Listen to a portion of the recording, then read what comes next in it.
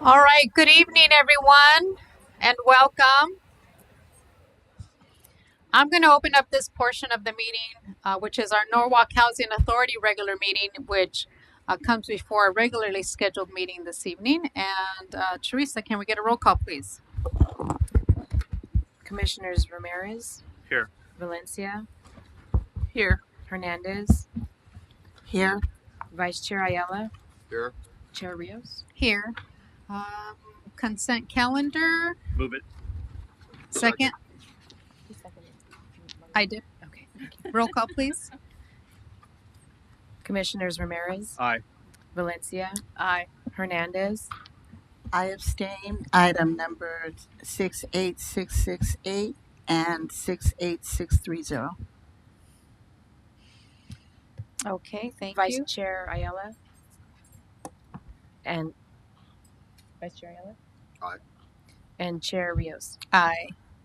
Our public hearing, do we have any comments? Okay, how about reports? No reports.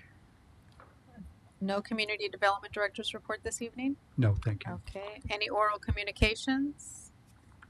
Okay, with that, I'll go ahead and adjourn this portion of the meeting. Give me just a minute and we will start our regularly scheduled city council meeting in about a minute here.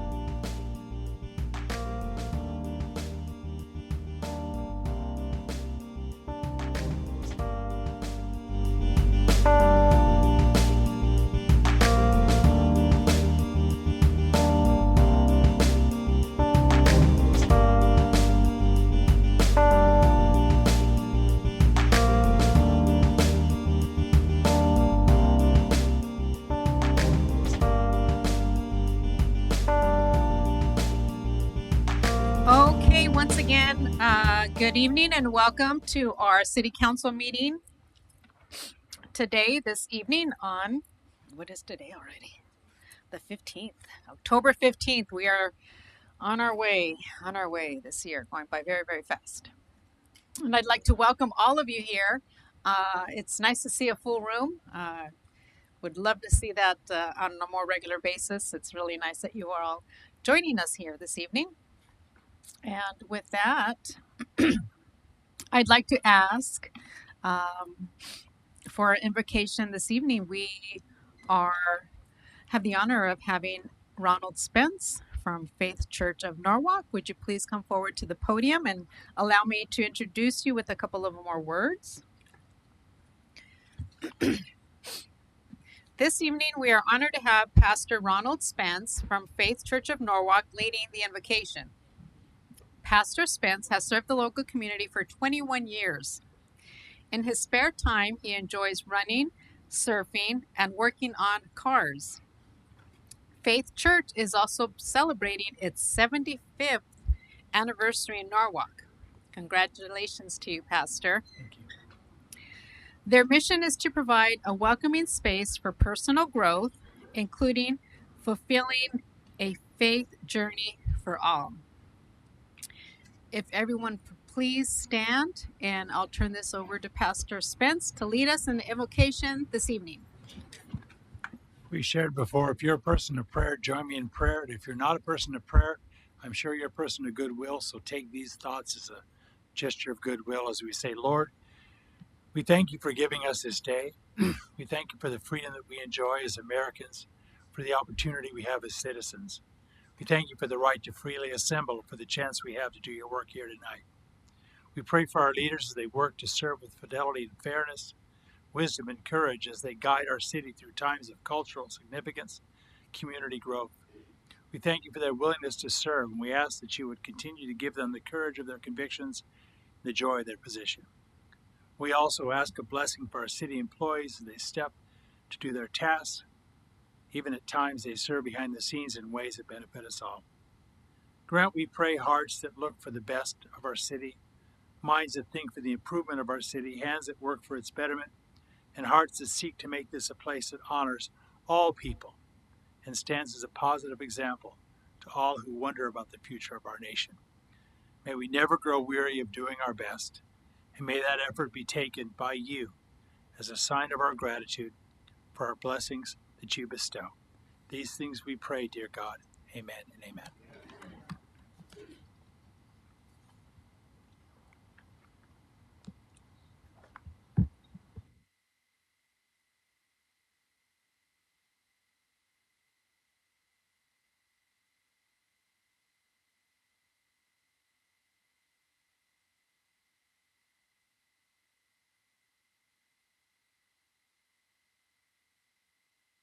I want to again thank Pastor Spence for joining us here this evening. We gratefully accept your blessing upon our community and upon all of us, and we thank you for the reminder to always be our best.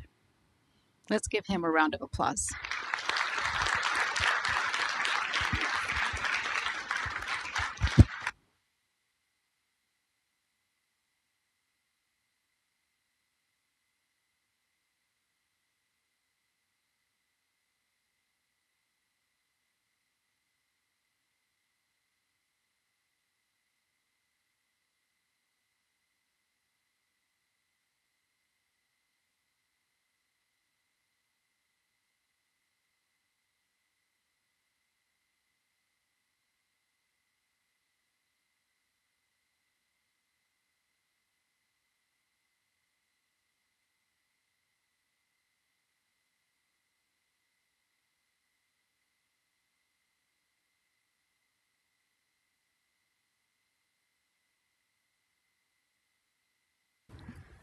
Okay, next for our flag salute, I'd like to ask Stephanie Cisneros to come up to the podium and allow me a couple of minutes here to introduce you, young lady. We are pleased to have Stephanie Cisneros here to lead us in the flag salute. Stephanie is a fifth grader from Studebaker Elementary. She has been a Norwalk resident for 10 years. In her spare time, she enjoys volleyball, dancing, and gymnastics. When she grows up, Stephanie dreams of becoming a gymnastics and volleyball coach. She even hopes to make it to the Olympics one day. Wow. We are grateful to have you here with us today, Stephanie. Whenever you're ready, please proceed and lead us in the flag salute. Put your right hand over your heart. Ready? Begin. I pledge allegiance to the flag of the United States of America and to the republic for which it stands, one nation, under God, indivisible, with liberty and justice for all.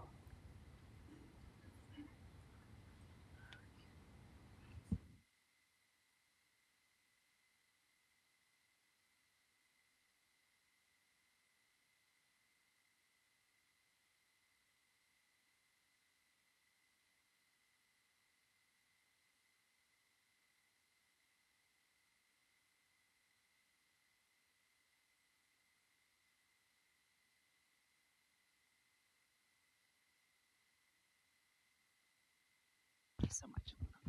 Okay, the City of Norwalk proudly presents this certificate of recognition to Stephanie Cisneros. On behalf of the City of Norwalk, thank you for reciting the Pledge of Allegiance during the October 15, 2024 City Council meeting. We look forward to your leadership and all the great things that you're going to do in the future. And hopefully you remember here, your roots here in Norwalk. And when you make it to the right, to the Olympics, that you'll remember it all started here in the city of Norwalk. Yes? All right.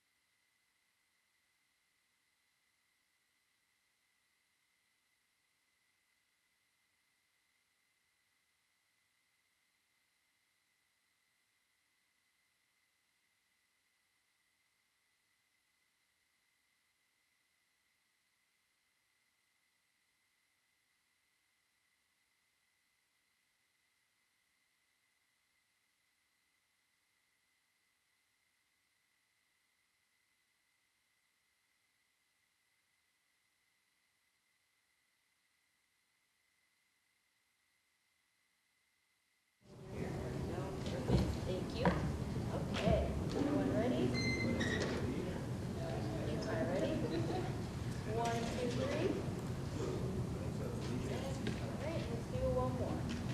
1, 2, 3. Perfect. Thank you. I hope you don't mind me sharing that flower with you. You look beautiful. Awesome. Thank you, Stephanie.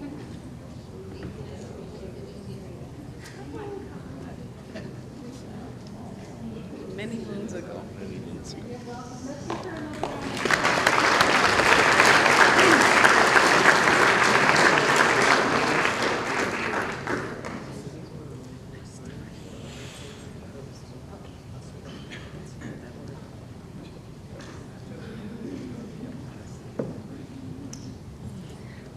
Okay, lovely, lovely.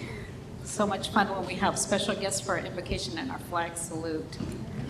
Okay, City Clerk, let's proceed with our roll call, please.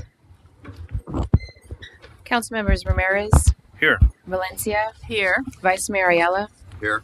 and Mayor Rios. Here, closed session report, please. Thank you, Madam Mayor. The record should reflect that the City Council recessed into closed session with 3 members being present, and the following is my report. As to item 1, conference with legal counsel, anticipated litigation pursuant to Government Code Section 54956.9 D2. Significant exposure in one case. On this matter, the City Council received a briefing from legal counsel. The City Council provided direction but took no action required to be reported at this time.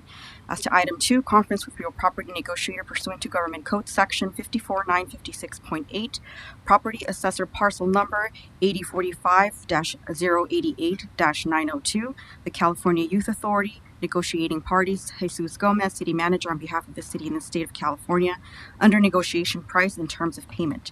On this matter, the City Council received a briefing from City staff. The City Council provided direction but took no action required to be reported at this time. This concludes my report from closed session. It is now appropriate to move into open session. Okay, thank you very much. We'll now continue with our City Council comments, and I'd like to start this evening with Councilmember Rick Ramirez. Madam Mayor, thank you. Just want to welcome everyone here tonight. It's like the mayor had mentioned, it's great to see that this auditorium is full of people that are interested in what we do here in the community. Again, we're here to support each and every one of you, no matter where you come from, what part of the neighborhood you live in, or the city you live in, and what neighborhood. We're always here to serve. So welcome, sit back, and enjoy the show. Okay, thank you. Councilmember Ana Valencia. Well, I know what show you're talking about, but you forgot to mention how you were dancing with Elvis at our Norwalk Lions breakfast. And yeah, we thank you, everyone, as well. I want to ditto what my colleagues have said. It's really great to see a lot of great faces here and people that we know and some new people, and welcome. I did want to mention that the Norwalk Lions Club did hold a pancake breakfast, their second one, and I think we're going to be doing them a couple of times a year. And it was very successful. And thank you, Councilmember Ramirez, for being there and really rallying up the troops and having a great time there. Some of my family and friends were able to participate as well, and they loved it. The other thing that I wanted to mention is okay, correct me if I'm wrong, Mayor, 39th annual? Yes. 39th annual Arturo Sanchez Halloween Parade. Fantastic. If you missed it, it's being televised. We have it on social media as well. But that was always such a beautiful event. And it's always wonderful to dress up and to be out there and in the parade, and then seeing the I was going to say floats, but seeing the cars and all the participants. That was a lot of fun. And of course, the expressions on the children and the families that are enjoying the parade and that are dressed up as well. It's just wonderful. Every year, I really look forward to it, and I know my colleagues that were there as well, the three of us, loved it. And Councilmember Tony Ayala, Cruella DeVille family over there, that was fantastic. Your outfits, thank you for that. I always love to see what the family's going to be dressed up as. And then I wanted to invite folks to the Autism Fall Festival this Sunday, taking place at the Norwalk Sports Complex from 10 to 2. Great resources.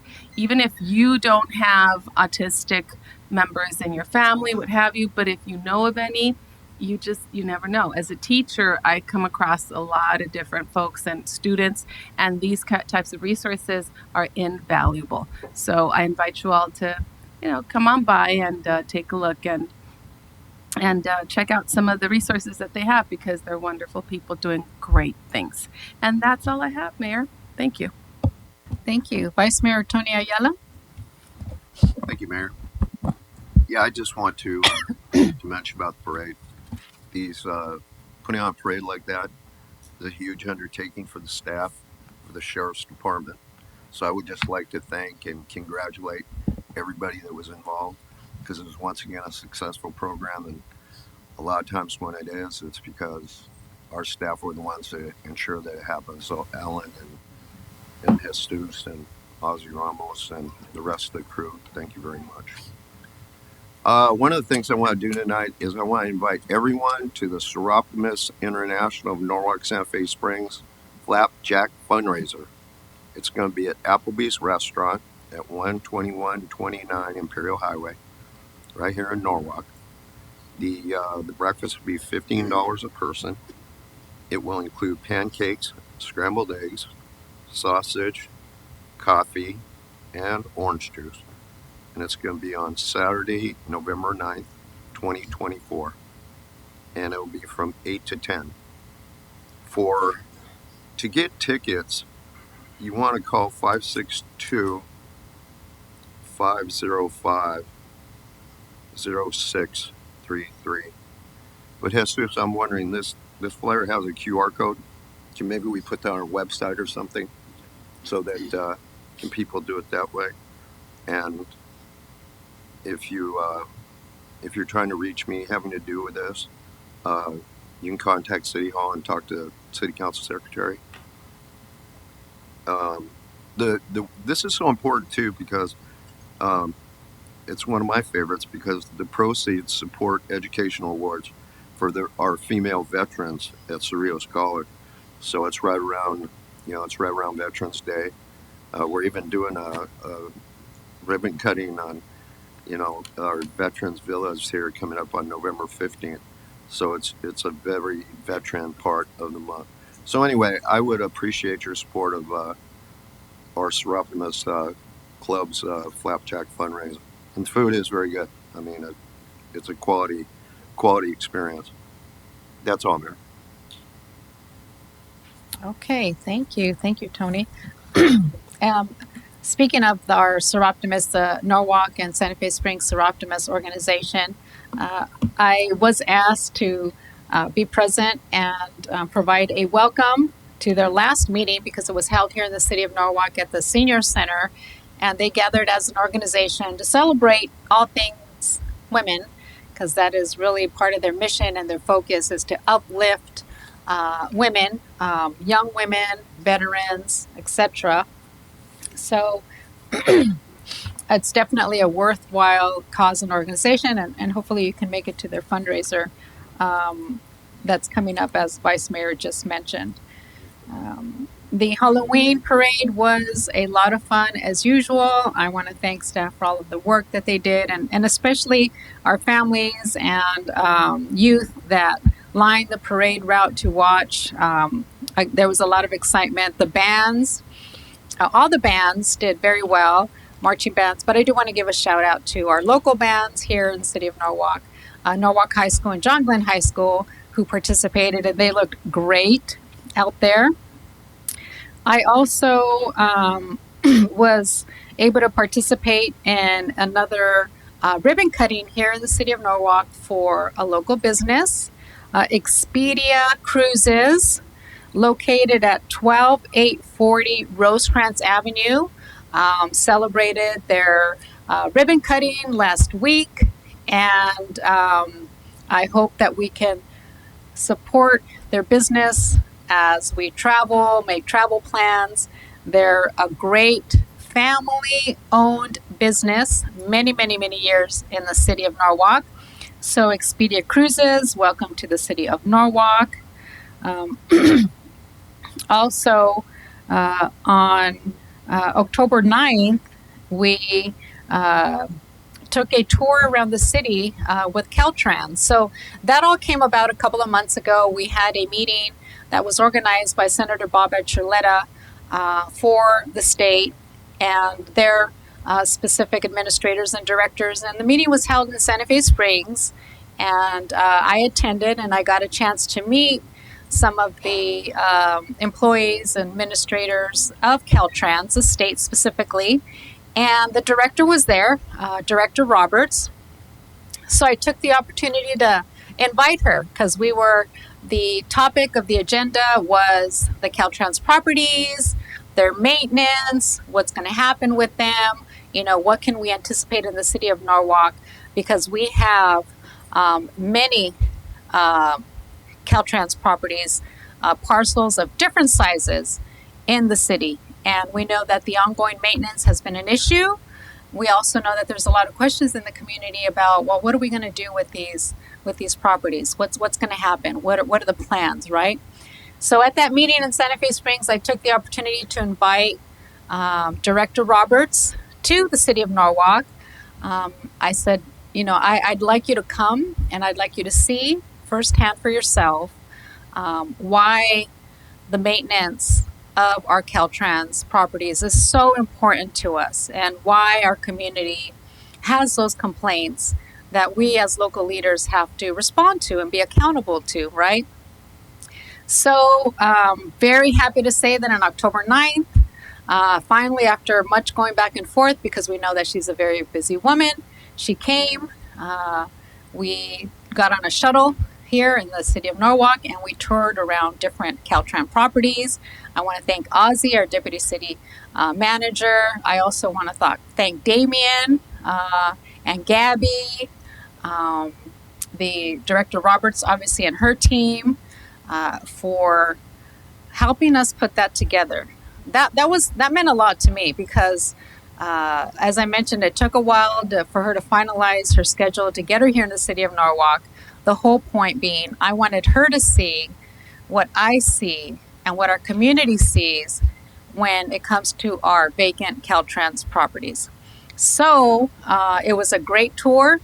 She took some notes. Our staff made some great contacts with the state so that we can continue that, moving that forward. And now they've heard from us and seen firsthand why maintaining a clean city is so important to all of us. And so I'm very happy about that. I was glad that we were able to make that happen.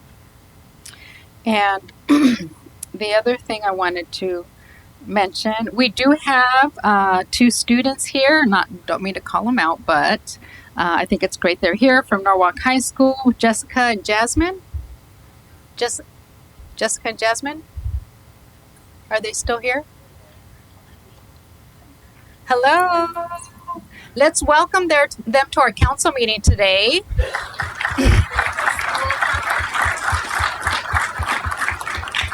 They were very nice to come at the beginning of the meeting, introduce themselves, said, they were from Norwalk High School, seniors, and they're here to learn more about government and civic engagement. And so I hope that there's some good things that you take away from here that help you understand the process of our city council meetings and local government better. So welcome.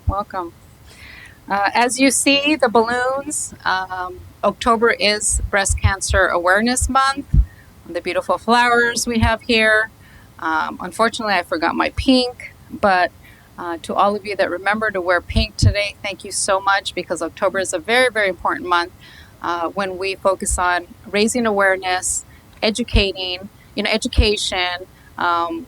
fundraising, helping all those individuals, people, men and women who suffer with the disease. So I would like to, at this time, if you are, and I hope that you'll bear with me here, because I think it is important when we show a show of support for those individuals that are suffering or have suffered with a cancer, any form of cancer.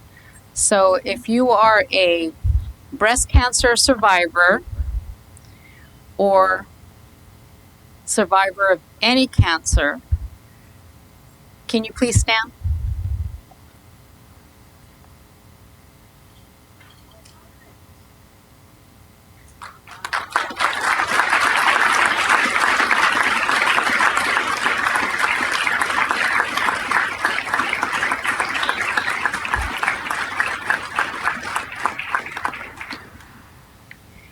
If you are a family member who has endured that support and help, everything that it takes to guide, encourage, keep motivated an individual, a family member or friend that suffered with the disease, can you please stand?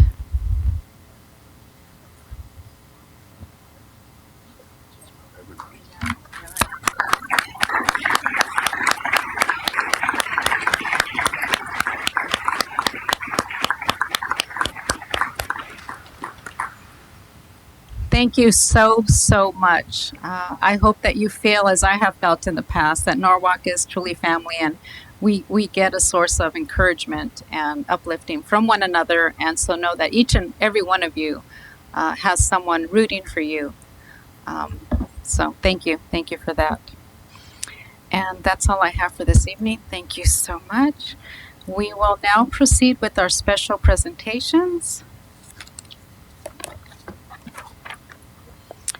Our first presentation this evening is, we are proclaiming October as Code Compliance Month. We are honored to proclaim October as Code Compliance Month in the city of Norwalk.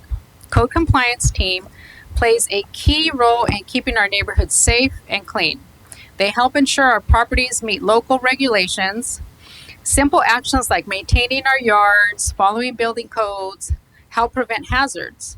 It enhances the appearance of our city, and these efforts make Norwalk a better place to live.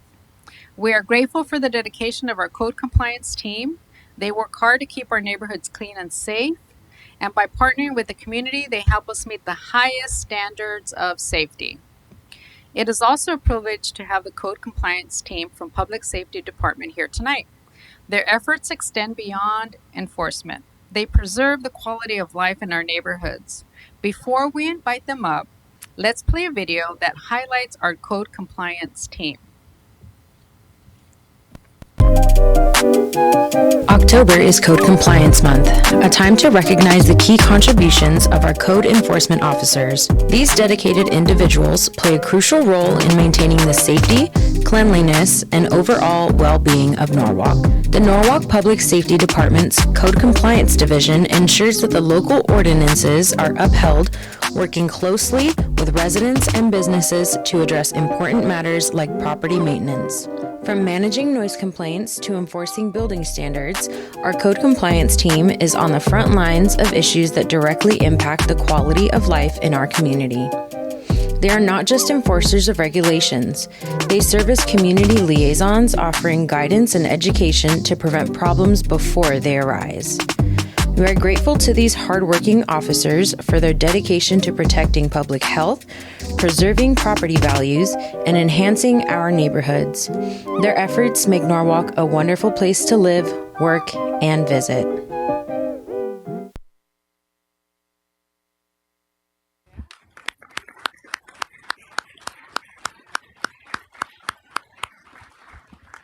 Our code compliance team and officers do a phenomenal job. This video just shows a little snippet of what they do.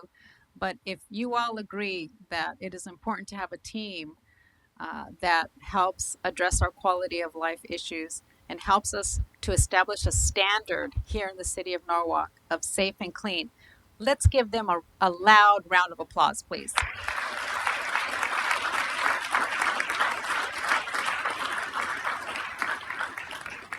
And I'd like to welcome the team forward to accept the proclamation.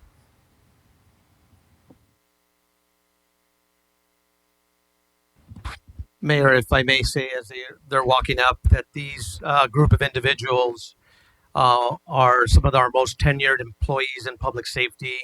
Not only are they connected to the community, some of them actually volunteer to different programs here in the city, and they're committed to making sure that they improve the quality of life here in the city. So I just wanted to make sure that that did not go unnoticed.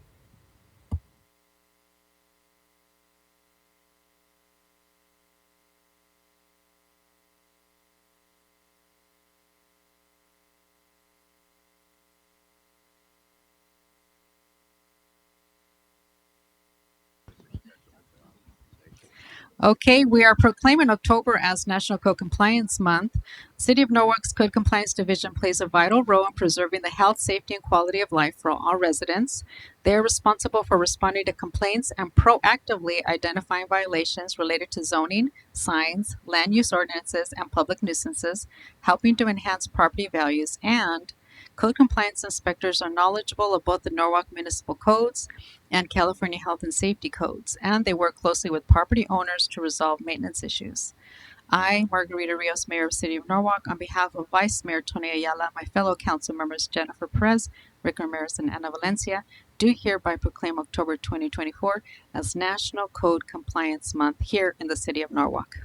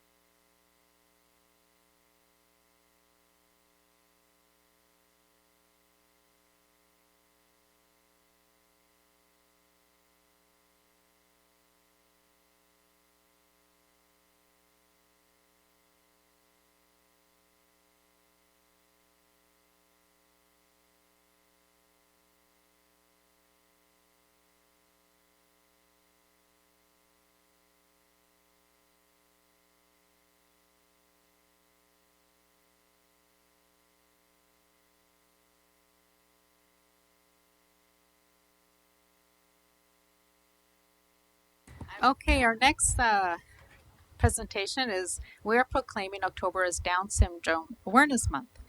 We are honored to proclaim October as Down Syndrome Awareness Month in the City of Norwalk. This month provides us with the opportunity to raise awareness about Down syndrome and promote inclusion. We celebrate the amazing contributions that individuals with Down syndrome make to our community. In Norwalk, we are proud of our adaptive recreation program, which serves individuals with disabilities ages 13 and up. The program offers crafts, games, and activities tailored to each participant. They build friendships in a fun and supportive environment. Many of our participants also compete in the Special Olympics, excelling in track and field events and proudly bringing home medals. We are also thrilled to have the Norwalk Lamar Unified School District here tonight to join us in recognizing Down Syndrome Awareness Month. We invite the Recreation Adaptive Team to come forward and please accept this proclamation on behalf of the City of Norwalk. Let's give them a round of applause.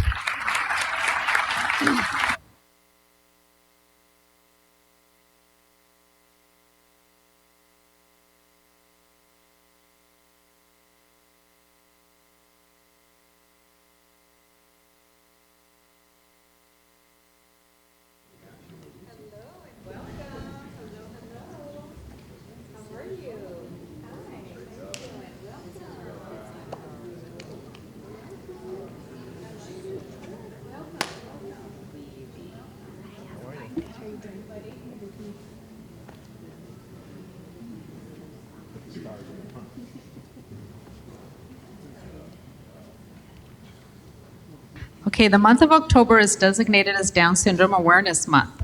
We're raising public awareness and celebrating the abilities and accomplishments of individuals with Down syndrome. The community can support individuals with Down syndrome by fostering an environment of acceptance, advocating for equal opportunities in education and employment, and participating in local events and programs that promote awareness and inclusion. The City of Norwalk recognizes the importance of celebrating the strengths and abilities of individuals with Down syndrome and commends the resilience, determination, and spirit which enriches our community of Norwalk. Who would like to hold the flag?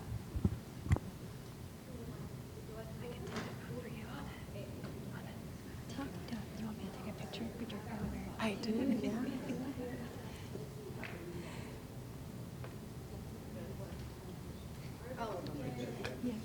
Where's Rookie at? Thank you. Thank you. Louis? Is that good?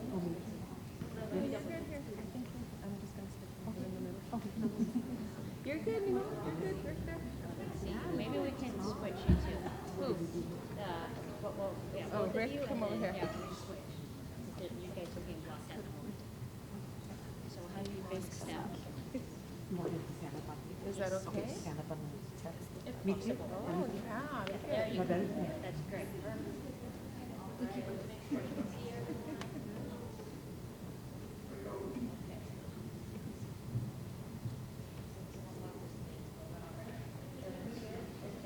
Everyone ready?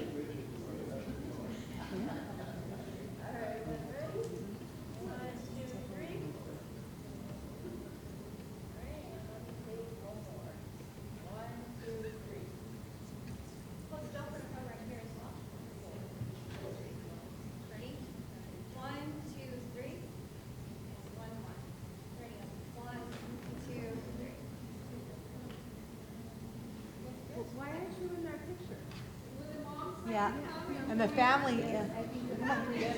Come on. Come on. Come on, dads, brothers. Garcia over there sitting. Come on.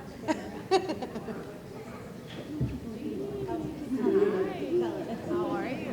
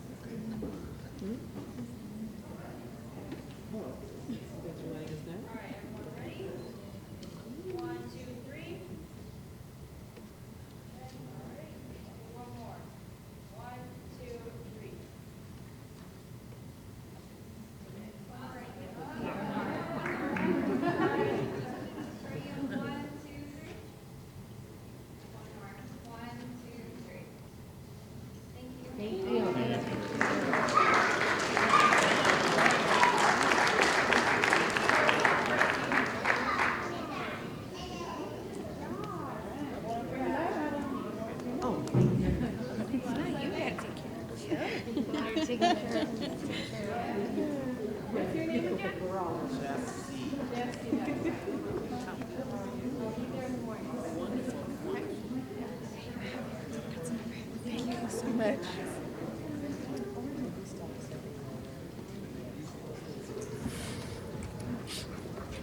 Okay, we have one more special presentation.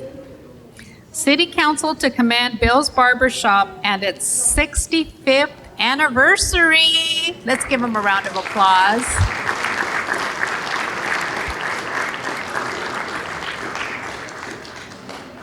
Tonight, we're honored to recognize a cherished business here in the city of Norwalk. Bill's Barber Shop has been a part of our community for 65 years. They are located at 12012 Rosecrans Avenue. Bill's Barber Shop has provided excellent services, but also a welcoming atmosphere for their customers. In 2006, David Rosa purchased the business from the original owner, Bill. Bill retired to spend more time with his family. Yet, he continues to visit the shop to this day to maintain connection with the community.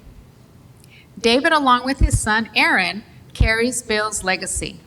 This stands as a testament of family dedication in the business, helping to shape the vibrant character of Norwalk. We are excited to acknowledge this milestone, and we want to thank Bill's Barbershop for their contributions to the community, the family that continues that legacy. Congratulations on 65 years of success.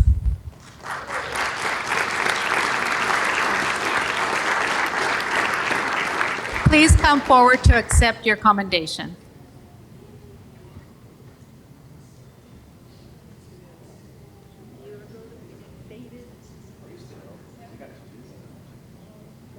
Yeah. Once you get an appointment or?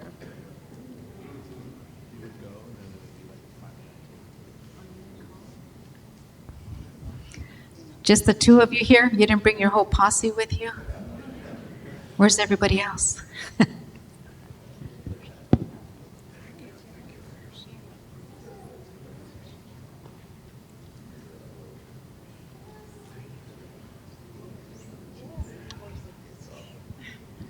So hear this commendation. Bill's Barbershop has served the Norwalk community for 65 years.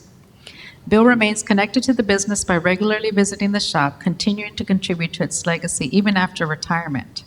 Bill's Barbershop, now run by David and his son Aaron, stands as a testament to family dedication, excellent service, community spirit, and helping to shape the vibrant character of Norwalk and our business community. I am Margarita Rios, Mayor of the City of Norwalk. On behalf of Vice Mayor Tony Ayala and my fellow council members Jennifer Perez, Rick Ramirez, and Ana Valencia, do hereby commend Bill's Barbershop for a successful 65 years here in the City of Norwalk.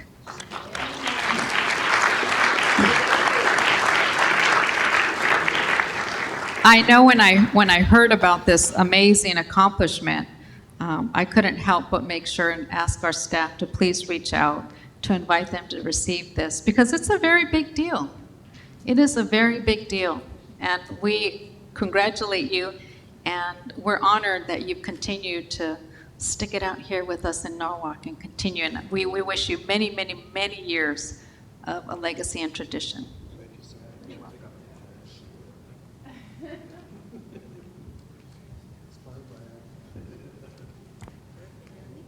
Let's just scoot over a little bit more, sorry. There we go. Okay.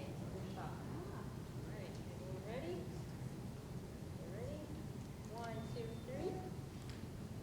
All right, and let's do one more. 1, 2, 3. Hold still for the phone right here. Yep. Ready? 1, 2, 3. One more. 1, 2, 3. Thank you.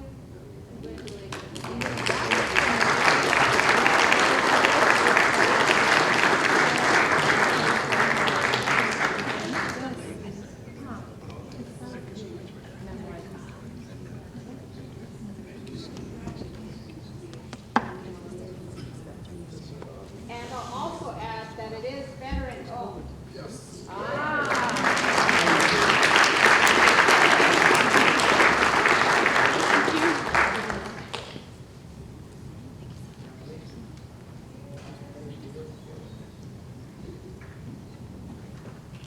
I just love that stuff. I love to share those type of successes. Okay, next I'm going to turn it over to our city manager. Yes, Mayor Rios and members of City Council. Would like to start out by introducing Danny Abrego. He's our Senior Center Manager. If you would please stand just to introduce him to the community. He has the seniors dancing, painting, doing all kinds of activities at the Senior Center. So, Danny, thank you for keeping a lively spirit at the Senior Center.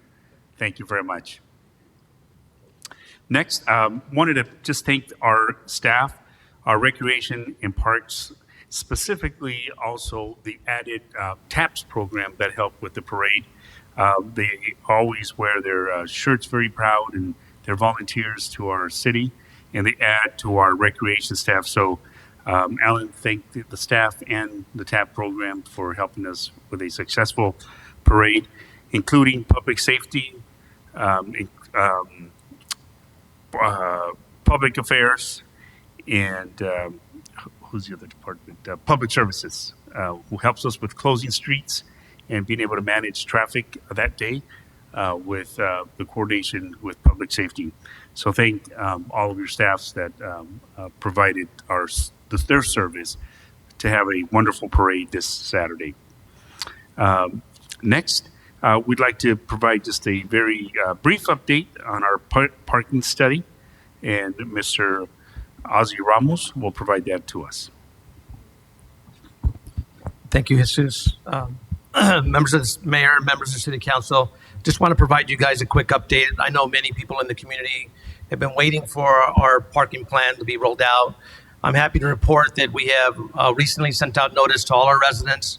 For those who are existing permit parking holders, we're asking them to go ahead and re-enroll or just update their information on our website. They can do it by accessing our City of Norwalk website or calling the Public Safety Department. And so what we're looking to do is to try to make sure that the people who were existing are still living at the location, and then we'll be rolling out the new people to new permit holders for the program as it rolls out at the beginning of next year. But before I do that, I want to be able to provide a quick update to all of you about what we're seeing out in the community right now in real time. So the year-to-date numbers right now, and I just want to start off by saying, you know, at the core of parking in our community, I've got to tell you, they're neighbor disputes. And I think sometimes people get so focused on maybe even the preferential permit parking program or parking in general. But at the core of some of our complaints here in the city, they're neighbor disputes. And so I just want to kind of remind many of you in the audience and people in the community that as I go through this presentation, I realize that there are other things, and I'll talk about them at the end of my presentation, about being a good neighbor, and that sometimes we use the city to weaponize against each other. But I want to give you the numbers as we see them now, front and center. So year to date, we have 4,358 parking complaints. These are calls we're receiving from the community into our office about people as it relates to issues about parking. 80.7% of those complaints are general parking violations. I would say they're red curb violations, people blocking other people's driveway, people parking in handicap, and so forth. 7.6%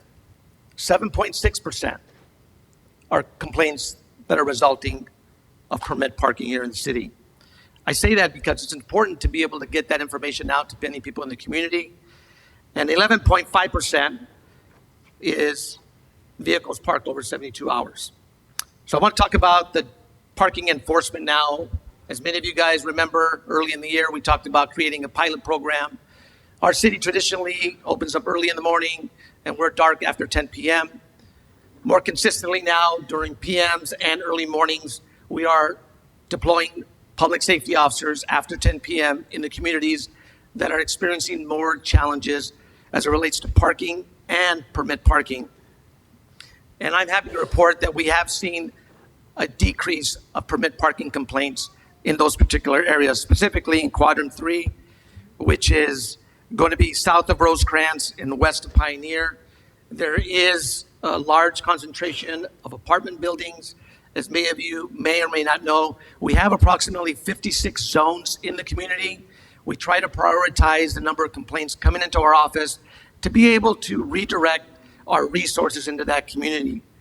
And so, as you may remember, we broke the city into 4 quadrants, and it wasn't a community policing initiative so much as a management tool to be able to precisely help us with addressing issues such as parking.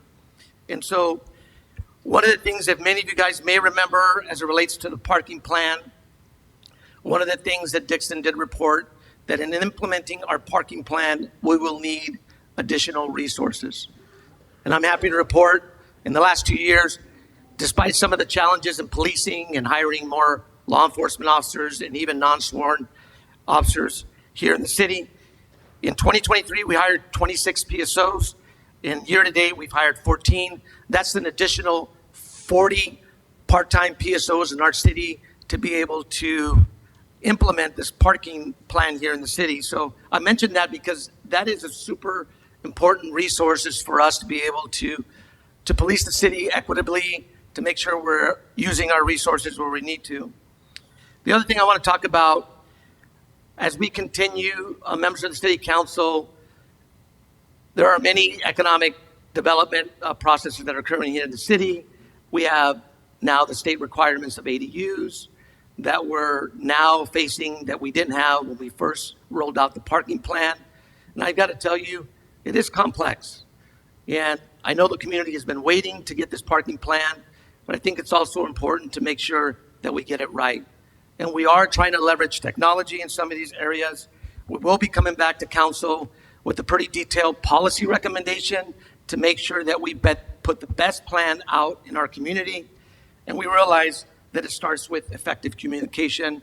I will share with all of you, in particular on Farino, that has, in quadrant 3, that has a large concentration of apartment buildings. We are meeting with apartment owners. We just recently had a meeting with some of those apartment owners that relates to parking to kind of get them on board, let them know what's coming in the community. So the community should expect very soon, as we update our website here in the end of the month, you'll provide more information about parking and what you should be looking for here in the future. Thank you. That concludes my report. Thank you, Mr. Ramos. Next. I just like to make a statement on that, and I think one of the hard truths in dealing with parking here is that just simply mathematics, because I've lived in the city my entire life, and back at the time that most of the housing stock was created or built was like between 49 and 52, and at that point in time, most people only had one car per household, and most people parked their car in the garage.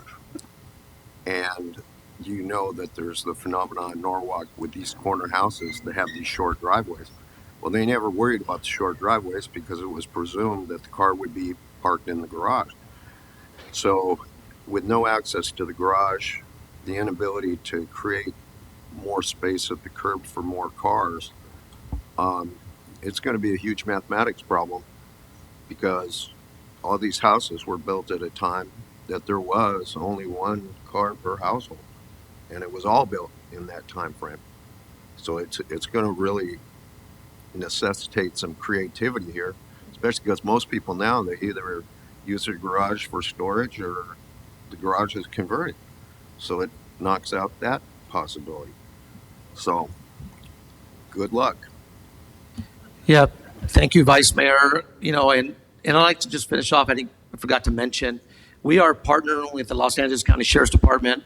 I know I spoke with Captain Conti about creating a Be a Good Neighbor campaign. And so that's going to be rolled out very shortly, because you're right, some of it is going to require some cooperation from members of the community, effective policy decision-making on your part, to be able to get a parking plan that everybody can be proud of. And more importantly, when there's issues that come up, and they will come up, that we can address those equitably and fairly in a process that is transparent to everybody in the community. I did want to just add, I'm glad that we're considering looking at grandfathering those permit holders, right? Is that what I heard? Kind of grandfathering them into, or Yes, ma'am. We're reaching out to all the existing users. We are taking them into consideration. There will be some areas in the city, though, that we may have to look at reevaluating, creating a bigger zone for those to go ahead and comply with the Attorney General's opinion as it relates to parking. But yes, we are prioritizing the existing permit holders and seeing how many of those are still interested in participating. Okay, but with that, there's also going to be maybe a couple of new guidelines for them. I know we're also looking at number of permits issued, etc. Can you just share a little bit about that? Yes, thank you. So as we provide recommendations for policy recommendation for some of you, there may be some existing permit holders that will no longer want to participate. And so we're going to hopefully be able to provide a good presentation to address many of the issues that you're bringing up. But we will be looking at how many particular residents get actual permits, what we used to have versus what we have now, the cost per permit, that it will be going up. But we want to make sure that we address those people that are also struggling financially to make sure that they actually have a voice as well.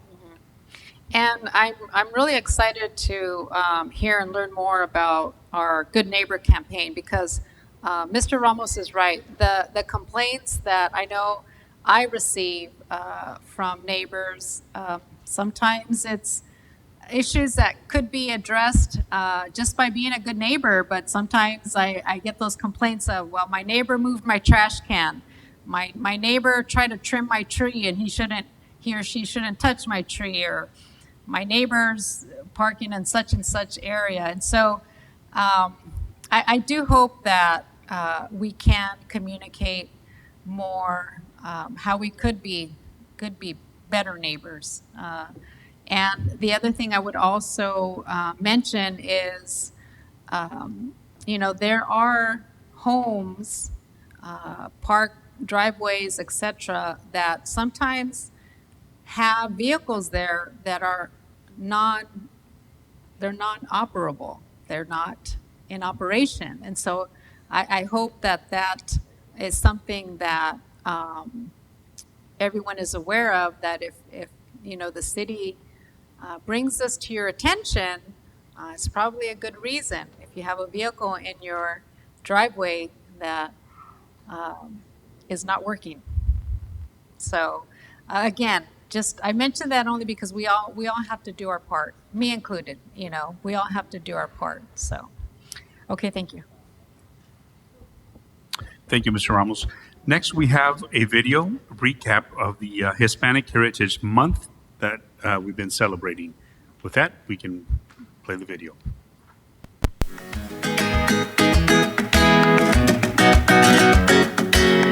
In September, the city of Norwalk hosted some amazing events to celebrate Hispanic Heritage Month. The Norwalk Senior Center had a blast celebrating the 16th of September with delicious sweetbread, coffee, and the fantastic tunes of Las Colibri Mariachi Band. Seniors danced and sang along to traditional music, really getting into the festive spirit. Meanwhile, the Social Services Center also had a great time with live mariachi music, colorful attire, and lots of joyful dancing. City Council joined in on the fun with a proclamation for Hispanic Heritage Month at the September 17th City Council meeting. Also on September 17th, the Norwalk Library hosted a special bilingual storytime and craft event, giving families the chance to learn about mariachi history. And on the 24th, Le Conmigo, Abuelo y Abuela brought grandparents and grandchildren together to share stories, art, and heartfelt messages. I love my grandparents and my mom because sometimes they take me places and sometimes my abuelo gives me special treats. Wow. We wrapped up the month on September 29th at Milagro Cinemas with a screening of Vivo, an animated musical adventure featuring songs by Lin-Manuel Miranda. The event included crafts, giveaways, and an awesome live performance by the Mini Ochis de Norwalk. It was a month filled with community, culture, and celebration as we proudly honored Hispanic Heritage Month. This important month honors the rich histories, cultures, and contributions of diverse Latin communities worldwide. A big thank you to everyone who joined us in celebrating Hispanic Heritage Month.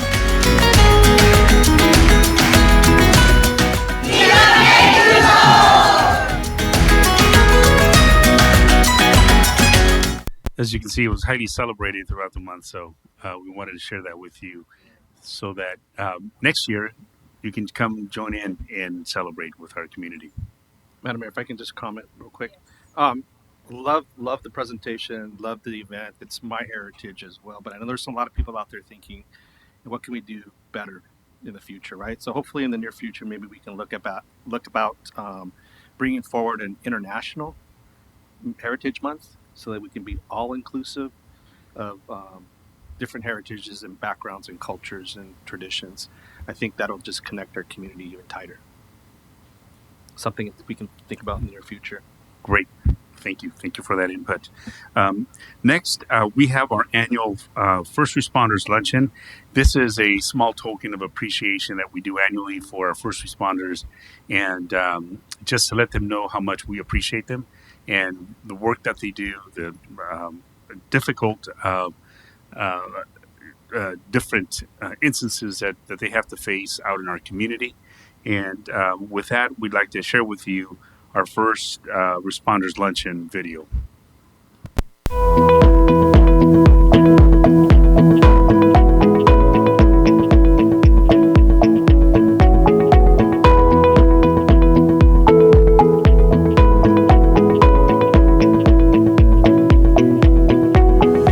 This is one of the very special events here in the city of Norwalk where we recognize all of the work, the hard work, determined work of our first responders. Every single one of you is such an integral part in what happens in our community and in other communities when it comes to public safety. Everyone in Norwalk Station is very appreciative. We just want to thank you from the bottom of our heart for recognizing us and honoring us this way. So thank you very much, ma'am. Once again, thank you so much, and it's just an honor to be here to represent the fire department, and I can't thank the city enough and our collaborators with all the public agencies that you guys recognize us here, and it's very, very, very heartwarming and heartfelt. Thank you guys for coming out, keeping us safe, but most importantly, you guys be safe out there, because without you, our community is lost without you. So again, thank you from me and my family to our city council and all our commissioners. So enjoy your lunch.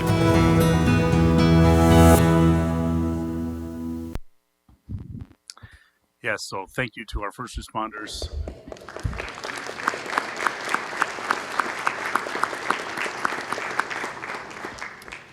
And then what we also like to show is how busy and how many events there are here in the city of Norwalk that you can come and participate and you can come and experience.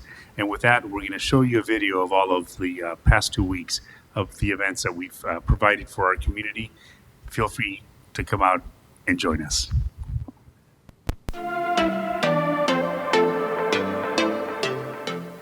On September 30th, the Norwalk Chamber of Commerce, City of Norwalk, Norwalk Sheriff Station, and American Cancer Society came together at Starbucks for the Paint the Town Pink kickoff event. This initiative aims to raise awareness for National Breast Cancer Awareness Month, which takes place in October. Join the fight, Norwalk! Later that same day, Mayor Margarita Rios convened the annual clergy meeting, joined by city managers and staff. They shared the latest developments and progress happening in our city. The clergy expressed a strong desire to engage in various activities aimed at fostering peace and harmony throughout Norwalk. On October 5th, residents joined us for the City of Norwalk's biannual e-waste, shred-a-thon, and medication disposal event. A heartfelt thank you to everyone who participated and contributed to our environment by recycling. On Thursday, October 10th, the City Council celebrated the grand opening of Expedia Cruises. We're excited to welcome a business that offers exceptional vacation experiences and dedicated service to our community. Here's to many adventures ahead. On October 12th, crowds filled Norwalk and Alondra Boulevard to celebrate the 39th annual Arturo Sanchez Senior Halloween Parade. This exciting event brought residents from all around the city for a parade that included city dignitaries dressed up in Halloween costumes, marching bands, and was capped off with an exciting costume contest. Residents lined the route, bringing their chairs, blankets, and favorite picnic treats to soak in all the spooky vibes. Thank you to everyone who came together to celebrate.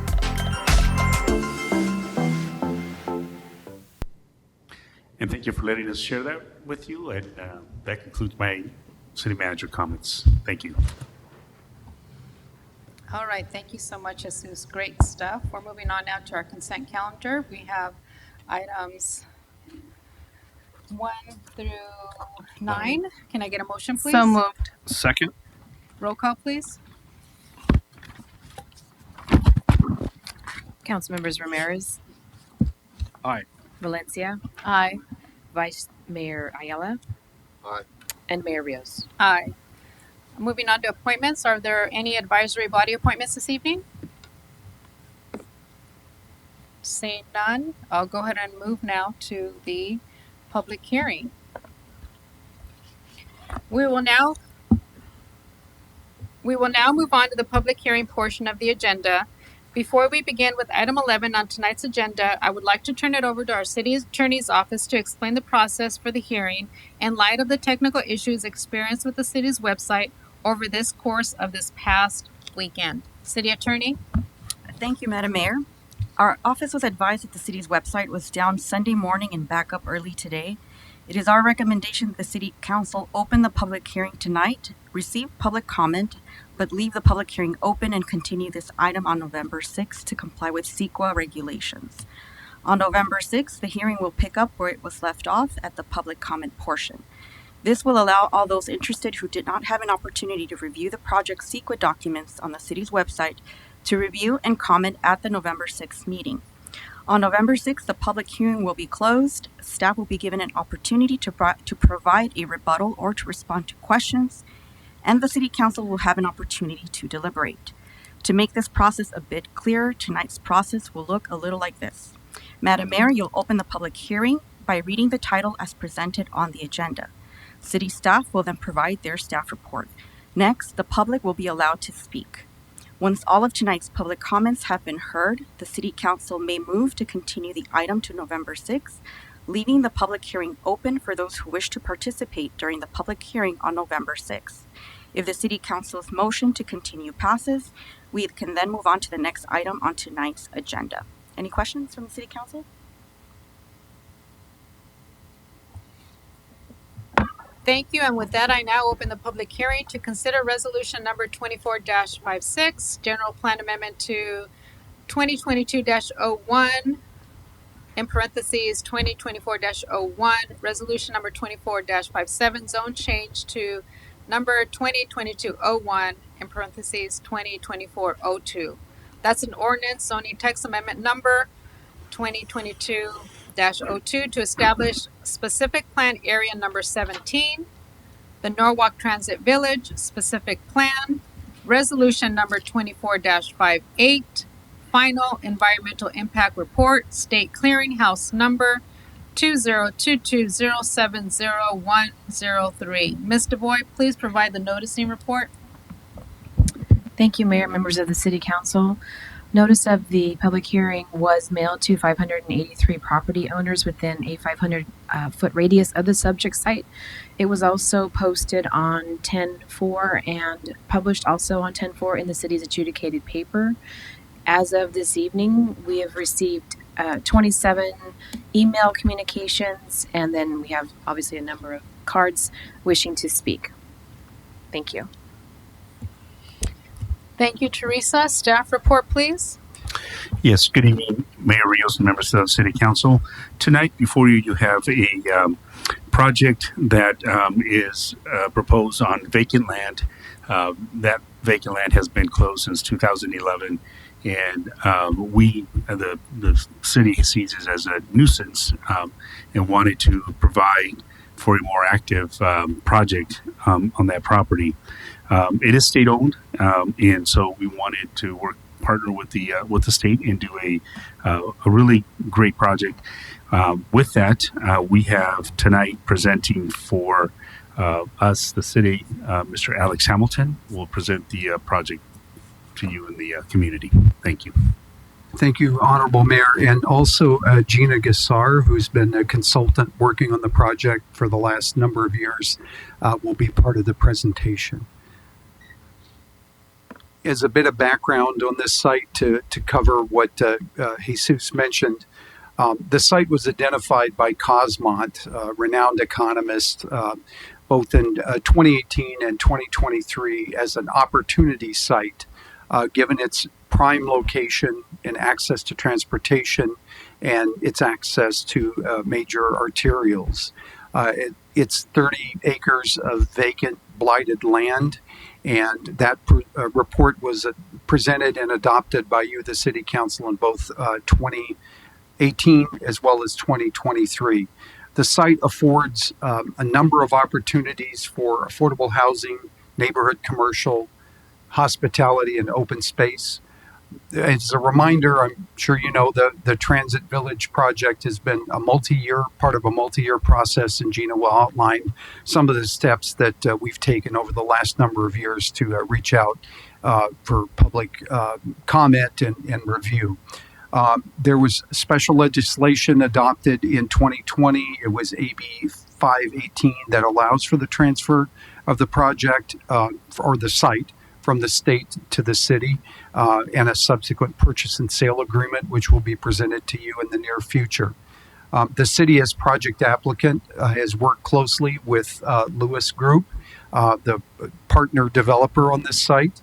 And again, commencing in 2022, the city conducted extensive outreach, the results of which have yielded the community vision reflected in the plan that Gina will outline to you tonight.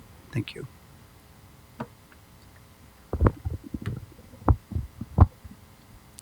Thanks.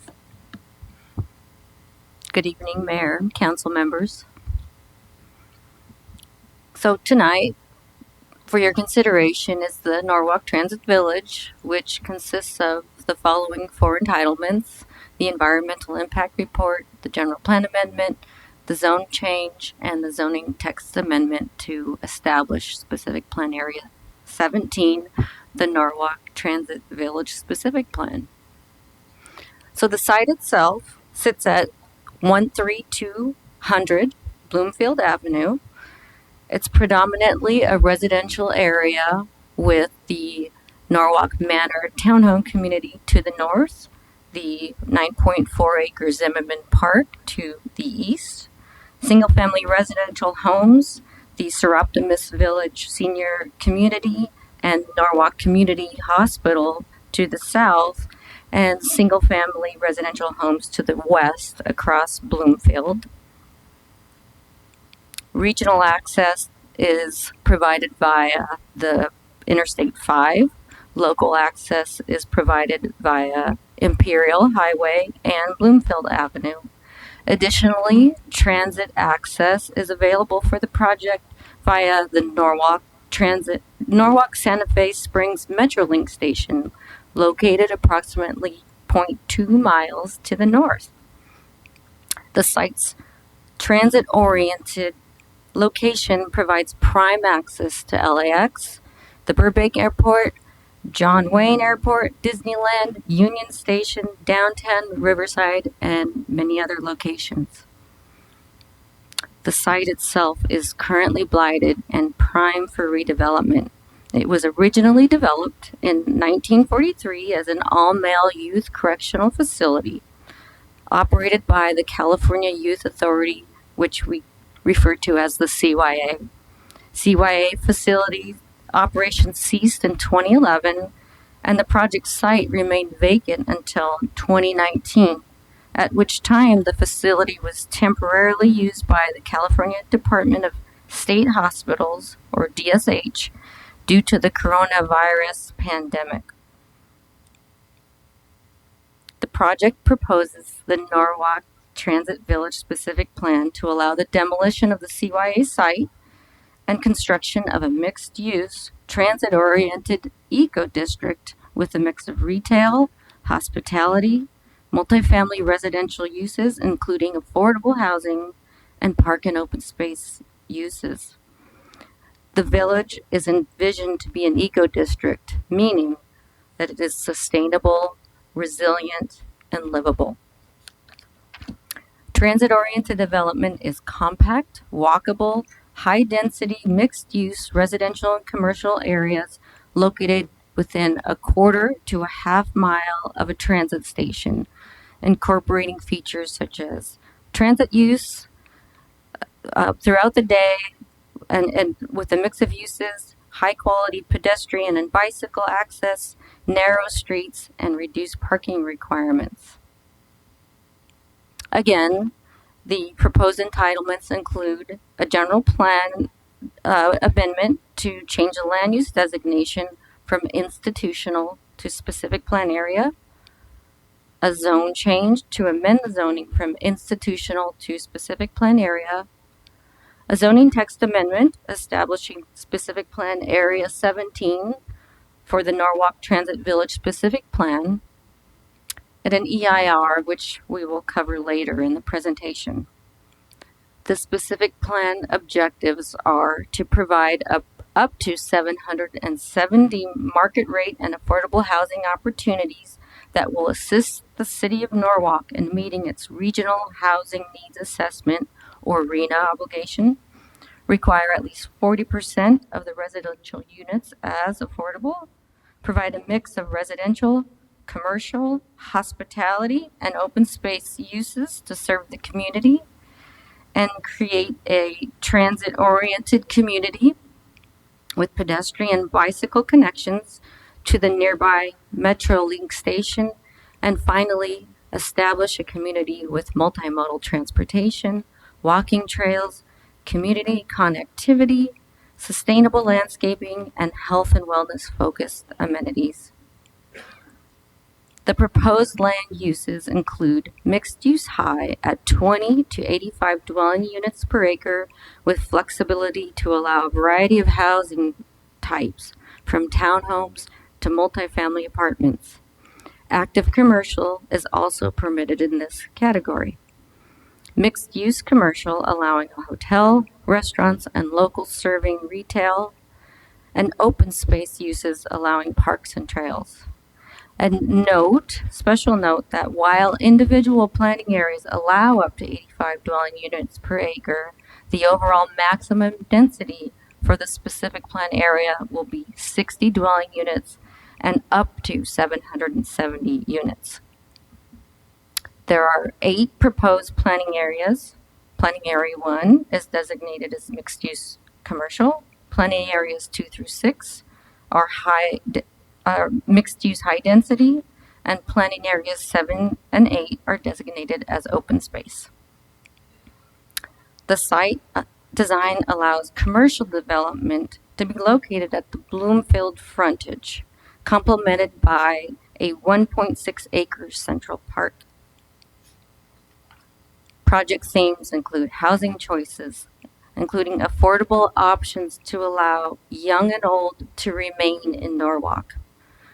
And again, market rate and affordable housing, and healthy amenities such as access to healthy food, walking, physical activity, and parkour equipment, greater connectivity such as transit access, bike lanes, safe walking paths, and access to Zimmerman Park. The site design also includes a green buffer to provide additional setback between the project and the single-family homes to the south. The project incorporates integrated mobility and parking strategies with narrow multimodal streets and class 2 and 3 bike lanes.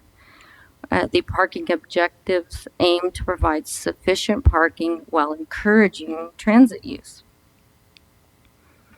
There are unique parking ratios for the various potential residential uses, such as market rate, affordable, student housing, and potential townhomes.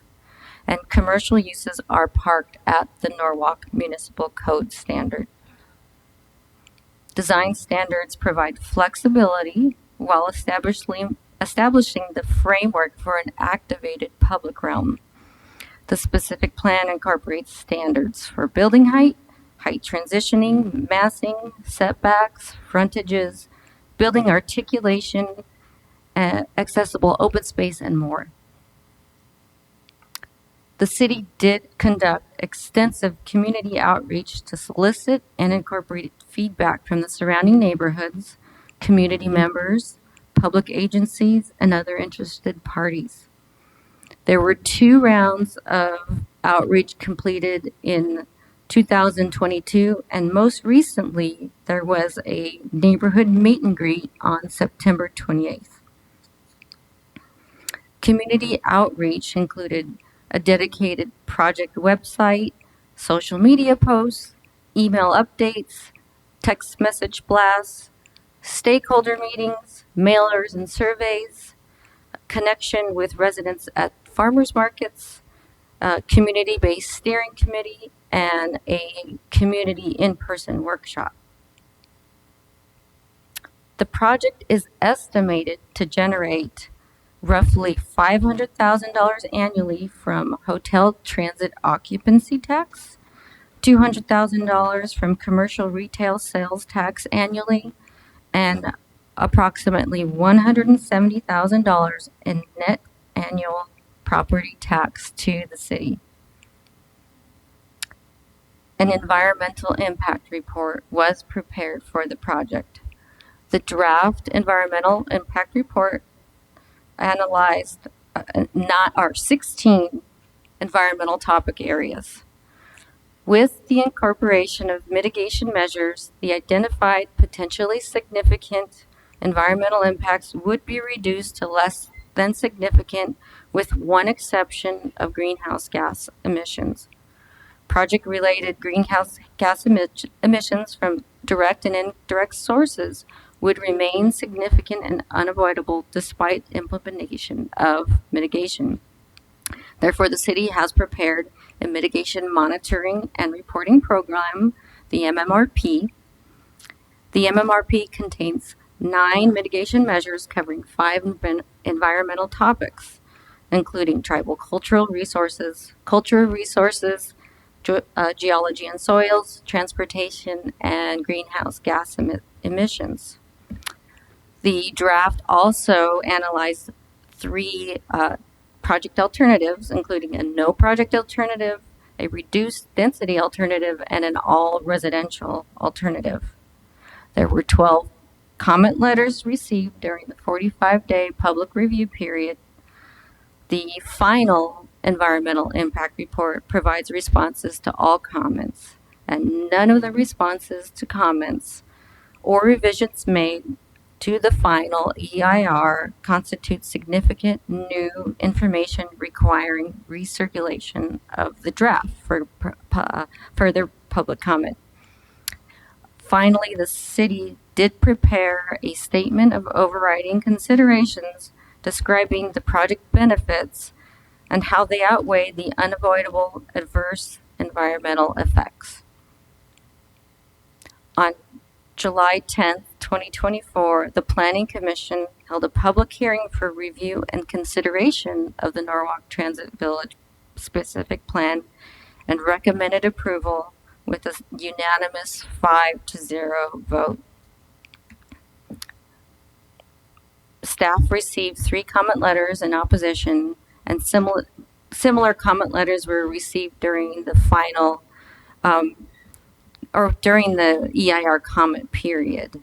The city's CEQA consultant, Michael Baker International, or MBI, prepared response memos. In addition, and for informational purposes, in response to the comment letters, a detailed Norwalk Transit Village construction health risk assessment technical memorandum was prepared by MBI to quantitatively analyze the potential health risks associated with the project's construction. The MBI HRA confirms that the health risks associated with the project's proposed construction emissions would be less than significant. So the project's next step includes finalization of the land transfer process between the city and the state, following project approvals and a finalized sales agreement per AB 518 that was mentioned earlier. Subsequent approvals, such as a potential development agreement, precise development plans for implementing projects, a tentative map, and potential sign programs.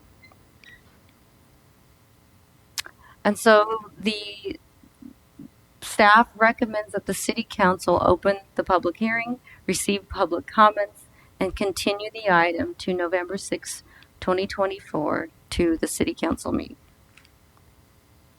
That concludes staff's presentation, and we are available for questions. Right.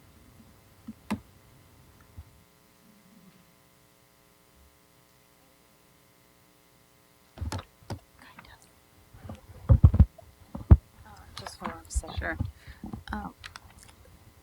City Attorney, at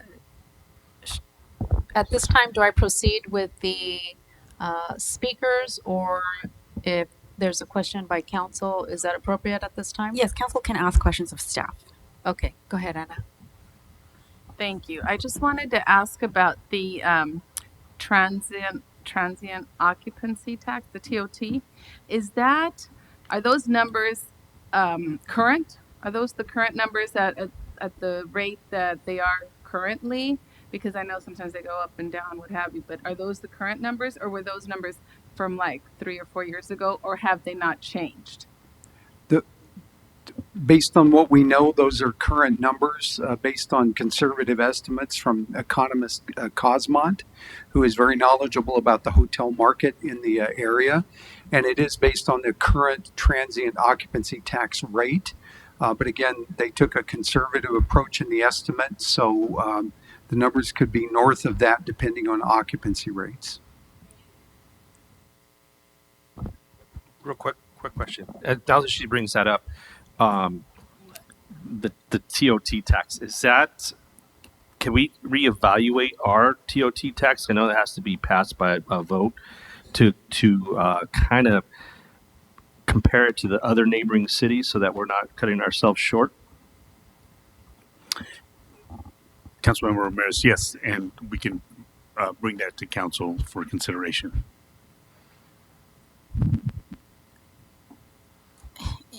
Yeah, just along that same line, if you can bring up that slide once again, the slide that showed the TOT tax, basically the proposed potential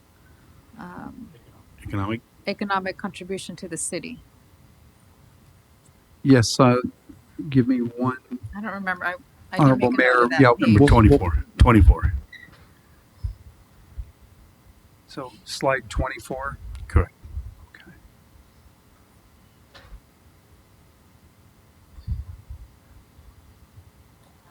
There it is. Thank you. Took a while, but again, those are conservative estimates. It's best to be conservative when estimating a project's benefits, but it's also important to take into account the region, which is what Cosmont did when they came up with these numbers. Right, and along that, I guess, Alex, what do you think? What do you think about those numbers, the economic contribution? It's less than $1 million. So I'm just wondering, what can you? Is there anything additional you can share, as far as, because we're looking at the economic benefit to the community, right? For consideration. Well, thank you for that question, Honorable Mayor. Again, we were just focused on the numbers as it relates to the fiscal benefits. Remember, you have a property that is currently generating no property tax, so it's going from zero to whatever the net new number would be. But obviously, as Gina touched on in the presentation, as it relates to the specific plan, there's going to be more housing opportunity for Norwalk residents. There's going to be more housing choice. If you're a renter, you'll be able to maybe find a newer apartment versus some of the older housing stock that exists in the city. We'll be able to hopefully keep families in the community, hopefully be able to attract those folks that have ties to Norwalk, that want to come back into the city. We do hear from those folks as well. So there's multiple benefits, not just on the fiscal side, but just from a planning perspective. This is a great example of urban infill development. It's putting sustainable development in an area that is close to transit, that is an urban infill, as I said, close to transit, served, close to schools, close to shopping. It's everything that the planning profession aspires to.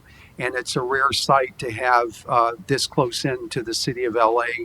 Close to about 35 acres. So there are multiple benefits that go beyond just the fiscal impacts. Yes. Fiscal benefits, I should say. Yes. No, definitely. And so I'm glad I asked, and that was a very, very thorough, enlightening explanation. I really appreciate that. The only other thing I just want to mention, because I know that our city, I don't know the technical term for it, but in terms of property tax and how much we actually earn as a city, because we fall under some type of certain designation or understanding. But I guess my question would be, as we have to fulfill our state mandates for housing through our RENA numbers, knowing that we have to build, would it be prudent for us to revisit, or is there any thought on revisiting how we collect property tax in the city, Jesus? It's set by the county, and so we would like to do that, except that it's already set, and we're a no property tax city, no low property tax. So we are differently allocated than regular typical cities who get straight property tax. So there's a formula. So there's no changing that? There's no way to change that, or? No. Okay. All right. Thank you. Honorable Mayor, if I may add, the only way to really make a difference is, again, to take blighted property like this and redevelop it, or take property that has a low property tax basis and redevelop it. And we have a number of those, unfortunately, in the city. And it's our goal, as part of an economic development strategy and Cosmont identified the opportunity notes to really focus heavily on those and encourage those to redevelop, to get them to turn over, knowing that property tax we're no low property tax city. We have to look at other options too: sales tax, transient occupancy tax. Very, very good explanation. Yeah, no, I appreciate that. And just on a side note, I toured the location, and it is in serious need of something different. And I guess I'll just say I can't think of a different word, but applaud the developer for their interest in such a big. That's a chore. That's quite a chore that they're potentially taking on. So, okay, thank you. And we will now continue with our. So, as I mentioned, we are officially opening the public hearing portion of this meeting for this specific item. I am going to now call on the speakers that submitted a card here. There is a limit of 3 minutes per speaker, and we are beginning with those that are in favor of this item. City Attorney, am I good with where we're at right now? That's fine. We'll just do the same order on November 6th. We'll start with those in favor and then those in opposition. So it's fine. All right. That's the order that I'm not choosing to start with in favor. I was informed that's the order we start regardless, right? Okay. It's in the script.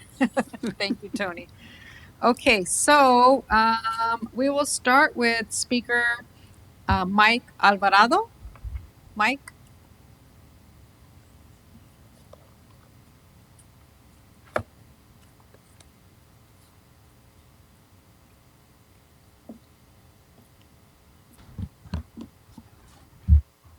Hopefully, can you hear me?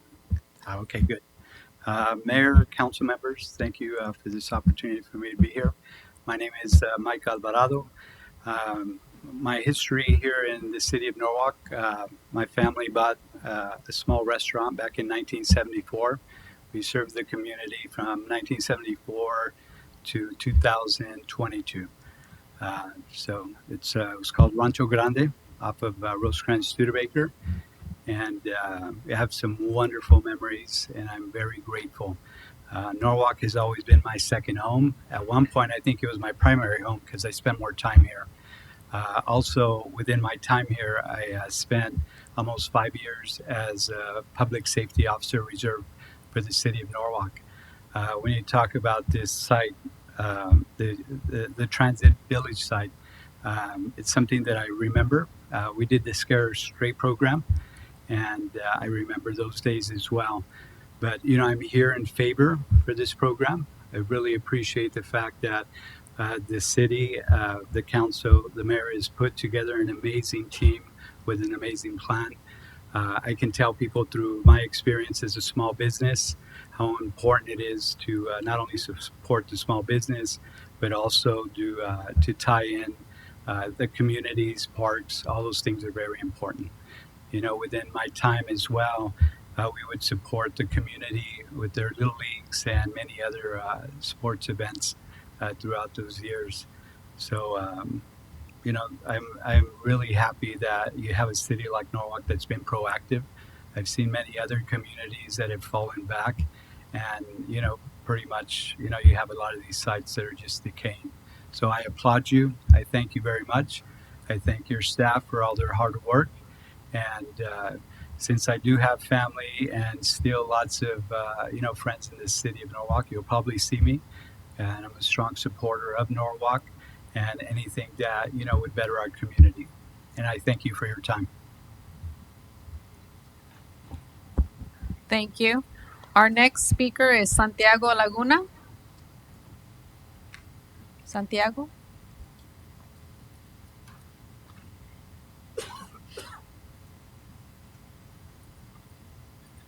Hola, buenas noches, ¿cómo están?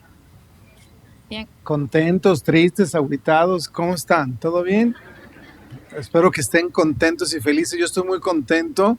Soy Santiago Laguna para servirles. Tengo 14 años viviendo aquí en la ciudad hermosa de Norwalk. Me han dicho, ¿por qué no te cambies de ahí? Porque me gusta, está muy bonita, me gusta aquí Norwalk.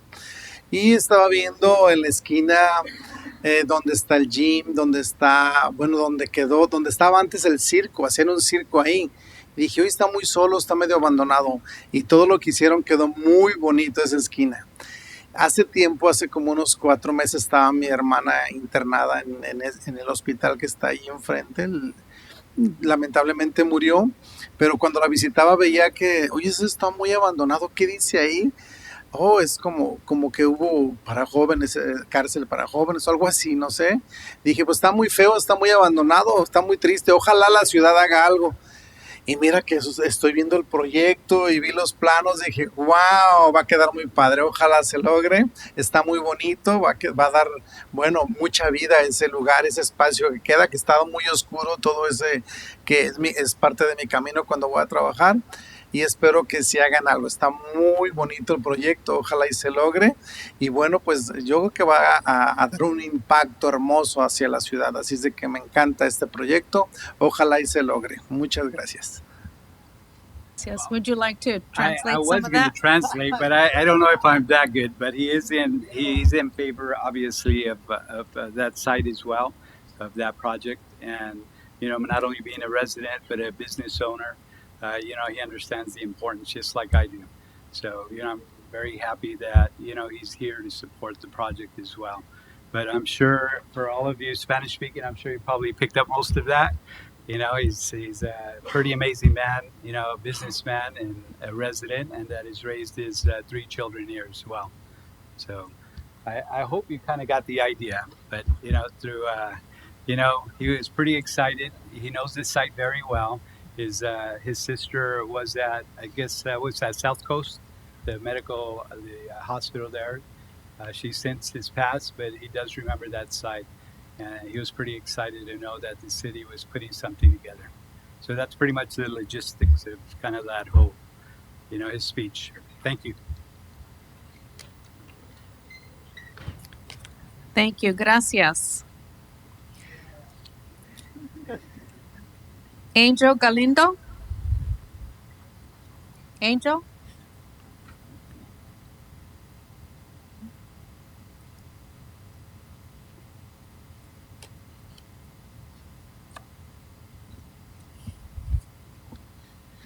Hello, Major, Councilman, everybody here. It's a privilege for me to be here today. I've been living in Norwalk for about 10, 11 years. And my brother-in-law, not my brother, I'm sorry, my son-in-law, he's a contractor. And he was telling me about this. Hey man, you got to go over there and see what's going on and everything. And now seeing everything here on the screen there and everything, I think this will be a good idea and good benefit for the community. Bring work here and then housing for people that really need it, affordable housing and everything. And maybe we're gonna, if it comes through, maybe we can, put out bids right there. Maybe we can get some more work in there too. And but anyway, I want to thank everybody here, and it's a privilege for me to be here today. Thank you very much. Thank you for all your hard work. Thank you. Thank you. Joseph Trujillo.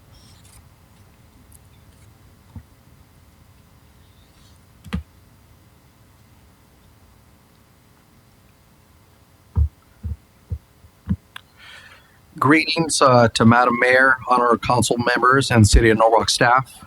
My name is Joseph Trujillo. I'm a former U.S. Marine and retired federal executive, and now I'm in my second career as a organizational leader, coach, and thought leader for the largest independent real estate company in the United States. I grew up in Huntington Park, and I bought my first home here in Santa Fe Springs when I was 19 years old, went to Cerritos College, so the Southeast Los Angeles area is true to my heart. As a local real estate community leader and with a team of over 1,000 agents in the region, both in the commercial and residential space, I'm here to express my strong support for the Norwalk Transit Village specific plan. I have a few key points of support that I would like to address. The first is the critical housing development. This plan, which will add 770 housing units, is crucial for addressing the regional's ongoing need and housing crisis. This development will not only help Norwalk meet its RENA obligations, but it will also make a significant impact on the 2.5 million housing units needed across California by 2030. As someone with influence over a network of agents and understanding the profound interest and impact that affordable housing can have on Norwalk and surrounding communities, I know that this project will be pivotal in stabilizing home prices and rents across the region. Affordable housing isn't just a need, it's an absolute necessity for sustaining a balanced, thriving community. Why this matters regionally? Although this project is based in Norwalk, its benefits will ripple beyond city limits. It will help relieve housing pressures in nearby communities, such as Artesia, and contribute towards the state goal. From my perspective as a real estate professional and advocate for affordable housing, I can confidently say that without developments of this scale, Southeast Los Angeles housing shortage will persist. Our ability to address the region's housing needs depends on bold, transformative projects like the Norwalk Transit Village. In conclusion, I strongly support this specific plan. This project is not just a step forward for Norwalk, it's a step forward for our entire region. It's essential to the well-being of our communities and the stabilization of our housing market and the future of real estate industry that projects like this are approved and foreseen. I look forward to seeing this project succeed and helping our region move forward toward a more sustainable and affordable future. Thank you. Thank you. Susana Fernandez.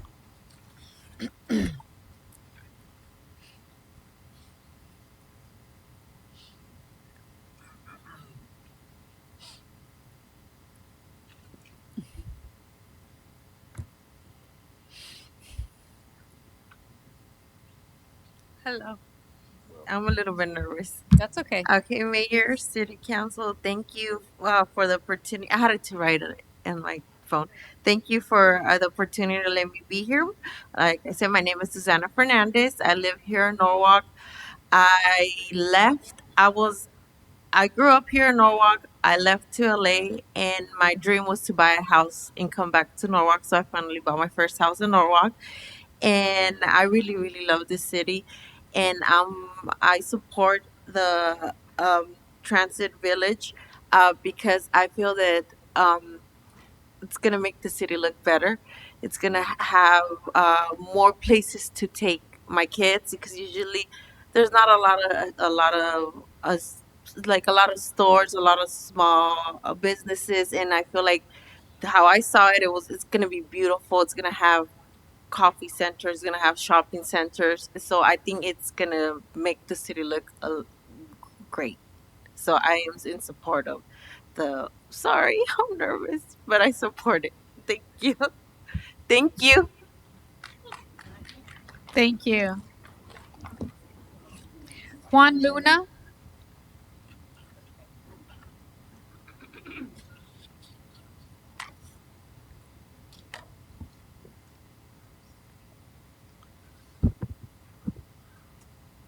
Yes, good evening, Your Honorable Mayor, City Council members, and members of the public. My name is Juan Luna. I'm a member of the Western States Regional Council of Carpenters. I work and recreate in the vicinity of the project. I believe that I will be impacted by the environmental impacts of the project. The city should require the project to be built with contractors that will hire locally, pay prevailing wage, and utilize apprentices from the state certified apprenticeship training program. Workforce requirements reduce construction-related environmental impacts while benefiting the local economy and workforce development. In a recent 2020 report titled Putting California on the High Road, a Jobs and Climate Action Plan for 2030, the California Workforce Development Board concluded that investments in growing, diversifying, and upskilling California's workforce can positively affect returns on climate mitigation efforts. The South Coast Air Quality Management District recently found that local hire requirements can result in air pollutant reductions. Recently, the state of California reiterated its commitment towards encouraging workforce development and housing affordability through the Affordable Housing High Road Jobs Act of 2022, otherwise known as Assembly Bill 2011, which requires projects to pay workers a prevailing wage and hire from a state-certified apprenticeship programs for construction projects meeting certain city affordability and development standards. Thank you for your time. Thank you. Amy Smith?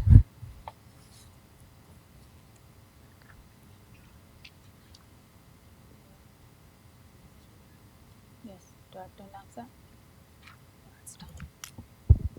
I'm sorry, Amy, give me just a minute. Okay, so those were all in favor of the project, and I do have to ask, is there anyone else in favor of the project that would like to speak at this time? Okay, so now we're moving to those that submitted a card in opposition, and thank you. Thank you. Technicalities. No, you're good. Good evening, everyone. My name is Amy Smith, and I'm here on behalf of Creed LA, and I am here to talk to you about why you should be voting no tonight or in a couple weeks. As I'm sure every single person in this room is aware, construction is loud. I mean, really loud.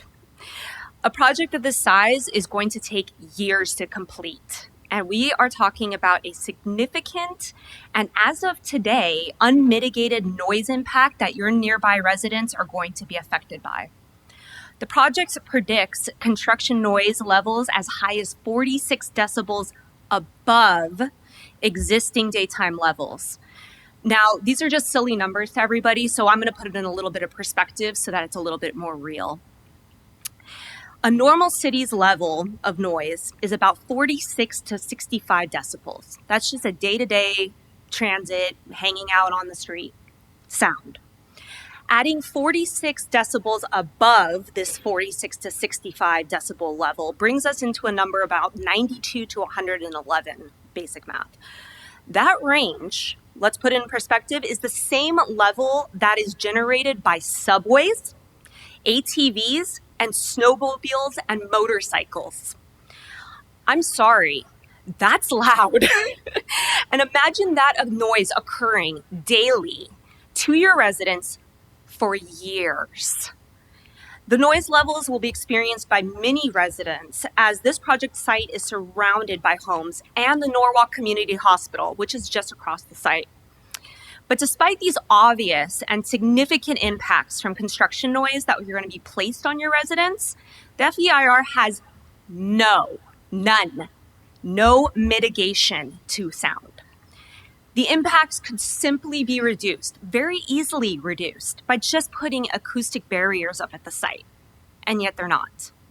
We believe that the council needs to address the human impact and your community's needs need to be protected and looked out for. This is a basic ask. It's not a crazy thing to ask for. Your residents deserve better. And don't vote yes. It's just not the right thing for your residents. Thank you.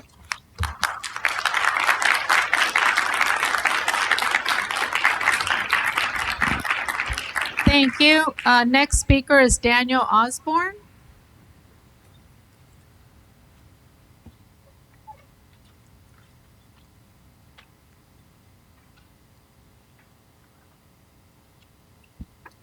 Good evening. My name is Danny Osborne. I'm a representative of Ironworkers Local 433, and we are against the project and asking for your no votes. Commitments to our local skilled workforce and to developing the community of Norwalk are important pieces of any project. Recently, the Norwalk Entertainment District project became a model of mixed-use development communities that made commitments to assure a strong and prosperous future for the entire city. It is very disappointing that this applicant has not made such commitments. These projects have the potential to offer opportunities to your residents, your constituents, to launch good careers in the construction industry and achieve financial stability. Until the applicant gives back to our community, we ask you vote no. Thank you.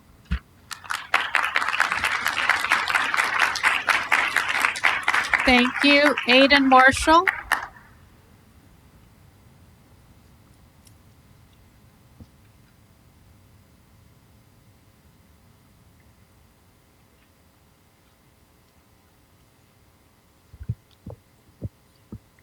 Good evening, Honorable City Council members. My name is Aiden Marshall, also speaking on behalf of CREED LA. CREED LA, as you might have heard, is an unincorporated association of labor organizations and individuals whose members live and work in the city of Norwalk and in LA County generally. CREED LA requests that the City Council not approve this project until the environmental impact report has been revised and recirculated for public review. A recirculation of the EIR is necessary in this case due to major changes in the project's greenhouse gas mitigation. The draft EIR that was circulated for public review included substantial mitigation measures to address the project's significant and yet not fully mitigated GHG impacts.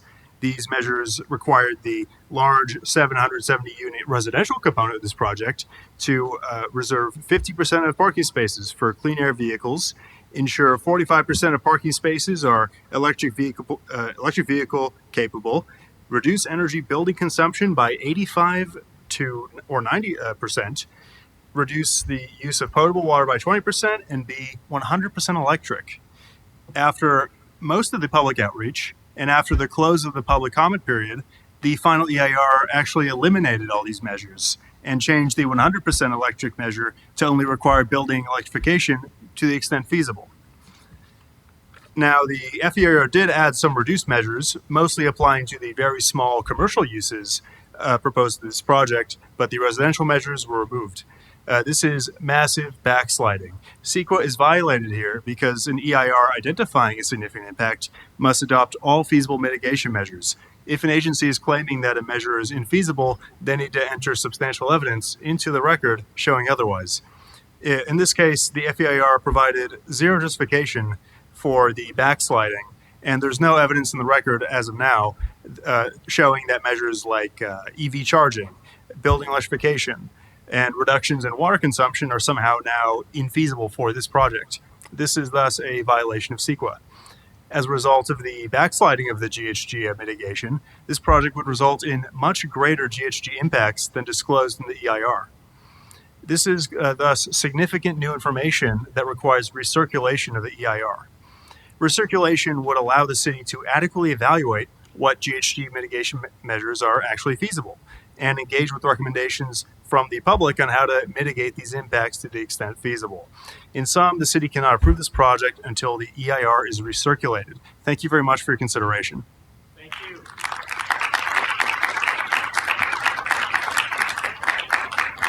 Thank you. Next speaker is Vet Basulte. I don't know if I pronounced that right. I apologize if I. Or is it Beto?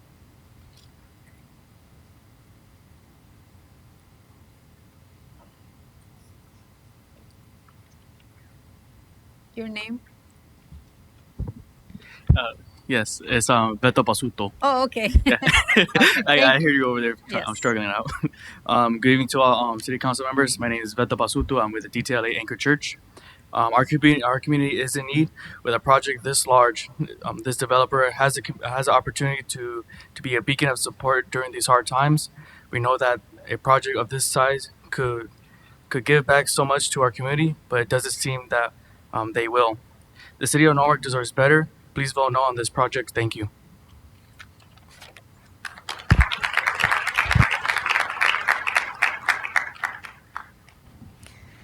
Pete Hogan. I don't want to chop that up. Pete, you know who you are.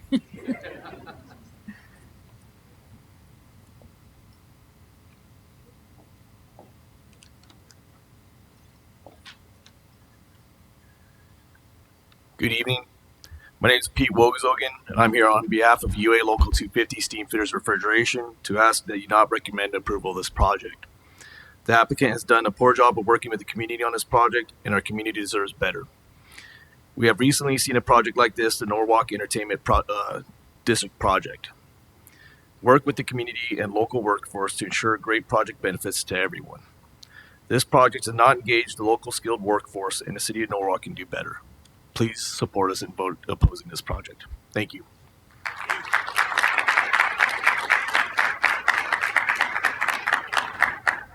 Thank you, Pete. Zach Stratters.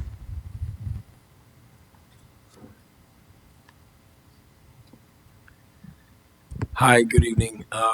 Zach Strausters, Pastor Zach here. So there are a couple of major issues that I think that we need to consider not only tonight and not only as we go into November, but about the core nature of this project itself. First of all, Norwalk is a middle-class community that values its citizens' abilities to buy homes. One of the major flaws in this project is that it purports to build affordable housing, and yet when you look at the median area income, some of the rents on these units are going to be potentially in excess of $3,000 per unit with relatively small unit sizes. If this developer intends to create a renter culture in Norwalk, thereby displacing or making it infeasible for the citizens of Norwalk to own their own homes, then they're on the right track. Otherwise, if they want to actually build affordable housing, then they need to bring the affordable housing threshold down from low to very low and extremely low, because with the median area income, extremely low units would still cost around $1,250 for a unit. In one of the previous meetings at the Planning Commission hearing for this project, there was a very astute gal, and she was a real estate agent, and she talked about some of the dynamic culture shift from home ownership to rentership that would take place upon approval of this project. Now, it's not to say that blighted land should not be turned into housing and retail and economic benefit, even hotel potentially. But what you're at risk of doing when you're already struggling to meet your RENA numbers is trying to use this project as a beacon to say, this is what we want for Norwalk. And in effect, if you actually use these numbers as thresholds, you're putting your citizens in danger. Let me give you another perspective, that if this project gets approved as is in the area that it's in, it actually represents one of the high crime rate areas within the city of Norwalk, if you look at a crime rate breakdown.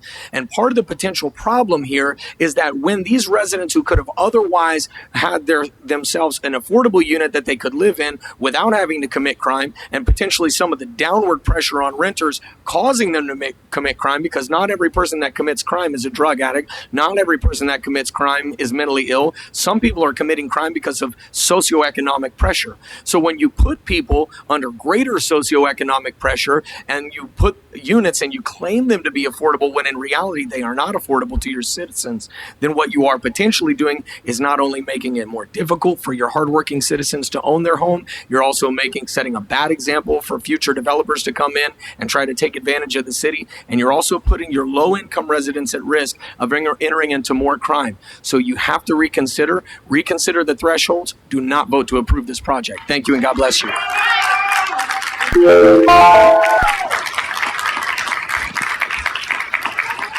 Next speaker is Victoria Ute.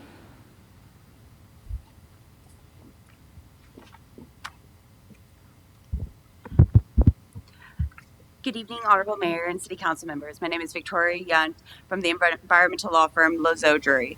I'm here this evening speaking on behalf of Supporters Alliance for Environmental Responsibility, or SAFER. SAFER requests that the City Council deny approval of the project in the final EIR because the EIR, as an informational document, fails to impose all feasible mitigation measures to reduce the project's significant impacts. SAFER submitted written comments to the Council, which included expert analysis of the project's significant air quality, GHG, and health risk impacts. SAFER found that the EIR is inadequate for several reasons. First, SAFER's air quality experts from the environmental consulting firm SWAPE provided substantial evidence that the project will actually have significant inverse impacts on air quality and GHG emissions. SWAPE also found that the EIR failed to implement all feasible mitigation to address these impacts. According to SWAPE, the EIR cannot be relied upon to determine the significance of the project's air quality impacts because the air model underestimated the project's construction-related emissions. SWAPE's updated analysis found that the project's construction-related VOC emissions actually exceed the 75 pounds per day significance threshold set by the air district and demonstrate that the project will actually result in a significant air quality impact, which is not analyzed in the EIR. In addition, the EIR admits that the project will have unmitigated significant GHG emissions. However, the EIR fails to adopt all feasible mitigation measures to reduce the project's significant GHGs. SWAPE has provided several mitigation measures to address the project's significant air quality and GHGs. Next, indoor air quality expert Francis Offerman provided substantial evidence that the project may have a significant health risk impact from the project's formaldehyde emissions, which the EIR failed to analyze and mitigate. Specifically, Mr. Offerman's analysis concludes that future residents and hotel and commercial employees will be exposed to a cancer risk from formaldehyde of approximately 120 per million and 17.7 per million, which exceeds the air district's significant threshold of 10 per million. He recommended several mitigation measures that the city should impose, which the EIR, again, does not impose. Finally, the EIR failed to consider the economic benefits of including the provision of employment opportunities for highly trained workers as required by CEQA. For these reasons, SAFER urges the City Council to direct staff to address the final EIR's shortcomings in a revised and recirculated draft EIR before considering approvals for the project. This concludes my comments. Thank you for your time and consideration this evening.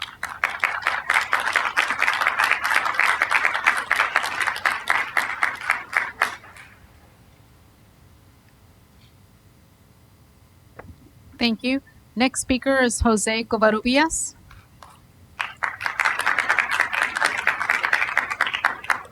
Hello, City Council. I advise that you vote no against the Transit Village. I'm a traffic engineer by trade. I looked at the traffic analysis report in the EIR, and I noticed that it was given a level of service E out of a scale of A to F. E basically says it operates under significant delay, extensive queuing, and unfavorable progression. This would be post-project after improvements. The software used was also one by the name of Synchro, which does not represent accurate driver reactions, cues, or habits. It is made more for signal analysis and delays rather than flowing traffic through the corridor as a whole. The Los Angeles County Impact Guidelines were followed for this study, and the guidelines actually state that this software should be used in areas with transit lanes and with high levels of pedestrians conflicting with vehicle turning movements. This software is more robust, and it allows the user to see more realistic interactions between vehicles, lane utilization issues, and traffic as a whole throughout the whole corridor more accurately, and the city in the EIR did not use this software, so the report is inaccurate. Above that, we had a concern from Captain Melissa Hammond of CHP, saying that she had concerns regarding delayed response times because of the increased traffic along Bloomfield, Imperial, Rosecrans, Firestone. And Mayor Rios, Councilmember Ramirez, as former law enforcement, I'm sure you understand the importance of response times and the concerns that come up with overly congested roadways, especially near adjacent schools and residential communities. So I recommend that you vote no and you keep the community safe, because Mayor Rios, I've seen your billboards around the city. Your slogan is power of community. I highly advise that council uses its power and does what's best for the community and not what's best for their pocket. Thank you.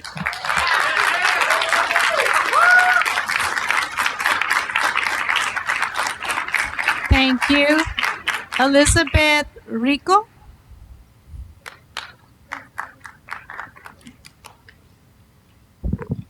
I'm short. Hi, good evening. So, following my husband's speech, I just want to say focused on the quality of life earlier today.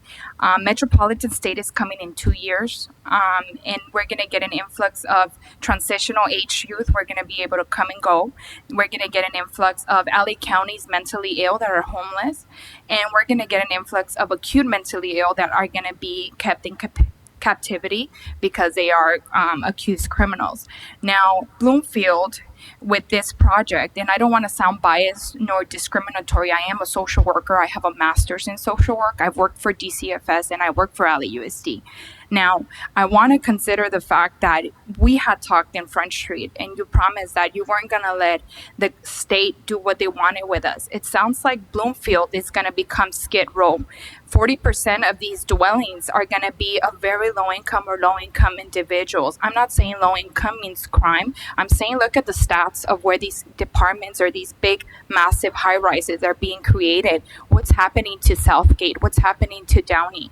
I also want you to consider the fact that Bloomfield, yes, that site is not beautiful. I understand that. We live right on Foster. They're not showing you the depictions that they're trying to do 5-story high rises. My children, who you've met, and so have you, Anna, who have taken pictures with you, won't be able to come out from our home in Foster to see our San Gabriel Mountains.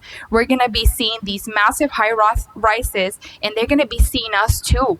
Our whole community is single family homes. There is senior buildings in the outskirts of them. Now, I want to say as well that survey that they spoke about of transitional housing, that survey doesn't have a link. We've took it upon ourselves to go canvassing around our neighborhood, to get signatures of people who didn't know this was happening and that are against it. And I'll present that to you if need be. People are not able to come to these meetings because of different abilities or because of other responsibilities, but you have a lot of people within the radius, because me and my husband were walking with our toddlers to inform our community that are against this. So that survey has the hybrid link does not work. So there's not some transparency in that area. I also want to say, if the push is public transportation and more use of that, MetroLink tickets are expensive. If 40% of people living there are supposed to be using MetroLink, the tickets are really not affordable. Now, another thing, how is that going for LA County, the big push of metros? They're trying to bring a Hilton to a residential single family home where there's children. It's not safe. I'm not saying that low income means not safe. I'm saying please do your research. Thank you.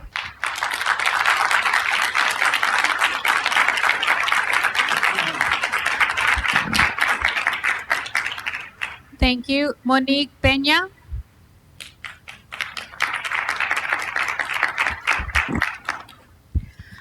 Good evening, City Council. My name is Monique Pena, and I'm a lifelong resident of Norwalk. I'm here today to advocate for a reduced density alternative to the Norwalk Transit Village, a no hotel option.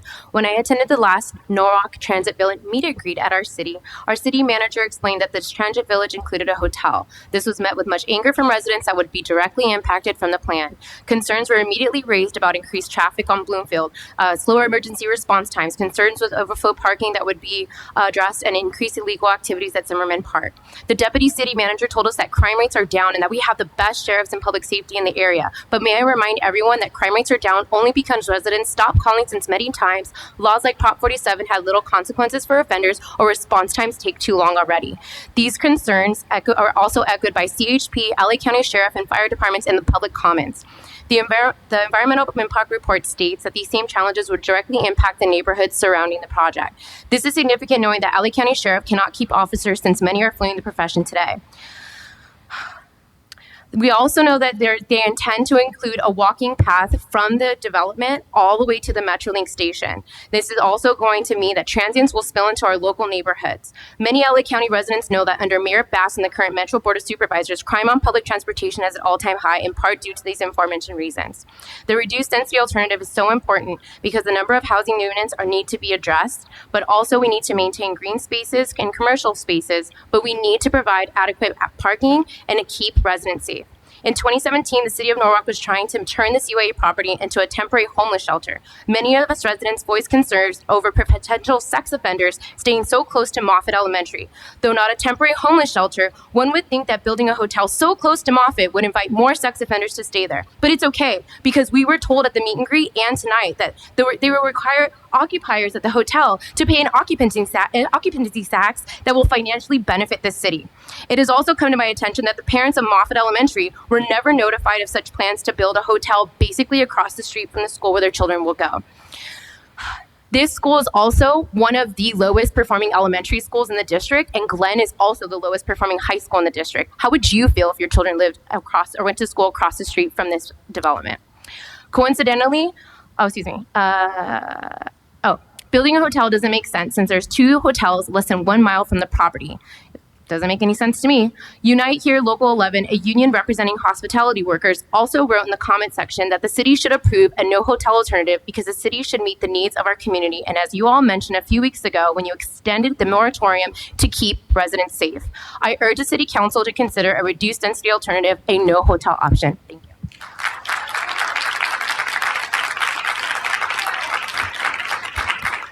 Thank you.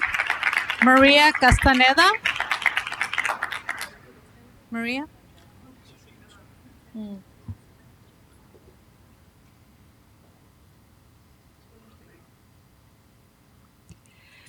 Buenas noches, mi nombre es María Alejandra Castañeda, soy ama de casa, soy residente de Norwalk desde 1995.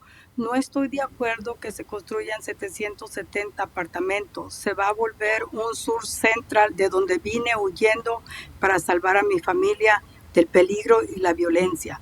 Me vine a esta ciudad porque es más segura y hermosa y veo con tristeza que está en peligro mi seguridad y la de la familia una vez más.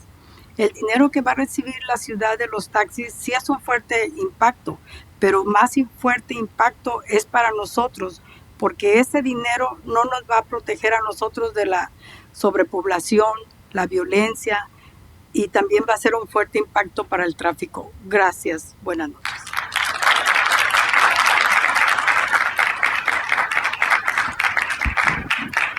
Gracias. Brian German.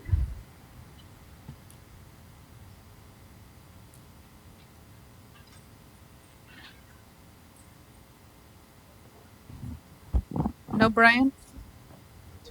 Oh, okay.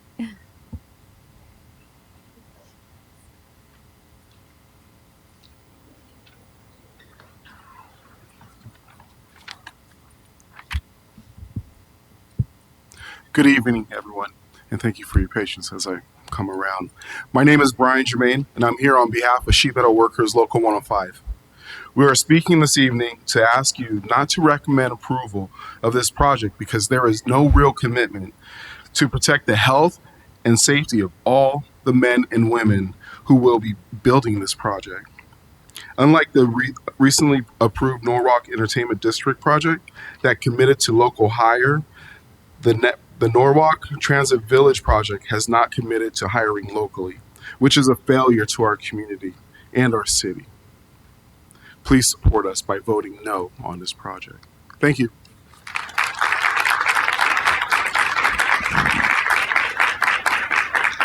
Thank you. Joshua Gastelum.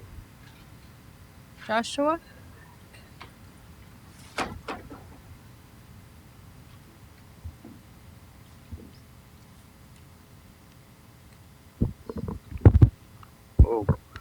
Good evening, Honorable Mayor and City Council members. My name is Joshua Costello, and I'm here to speak in opposition of the Norwalk Village Transit. The median income for Norwalk is actually very high and comes out closer to $100,000 a year. And because of that, the affordable housing component of this project adjusted to the median area income is not really that affordable after all. Affordable housing is calculated as no more than 30% of a person's income. So affordable housing for this project could mean units that are $3,000 a month. And even if we're talking about a two-bedroom apartment, you're still making it far less accessible than what was ever envisioned when the term affordable housing was being applied to California renters. We now live in an age where everyone is becoming a renter instead of a homeowner, and the impact to our economy in the long run is very dangerous. Norwalk has a strong middle class, and a lot of that has to do with union jobs and home ownership. But this project represents none of those. So please don't cut yourself short, but more importantly, don't cut short your beautiful city of Norwalk and its citizens. As you have heard from your citizens, traffic and air pollution professionals, and union workers, they're asking you to vote no against this project. So please vote no. Thank you and God bless.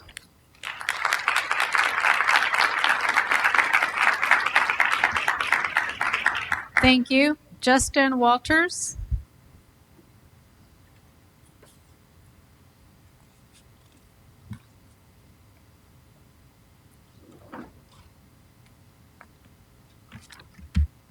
Good evening, council members. My name is Justin Walters. I'm here on behalf of Plumbers Local Union 78, and we're here to express our opposition to the project as well, and we ask you to vote no. I'm speaking on behalf of the middle class, which is vanishing in this country. The city of Norwalk has approved the Norwalk Entertainment District project. That project assured our local and skilled workforce could help develop the community.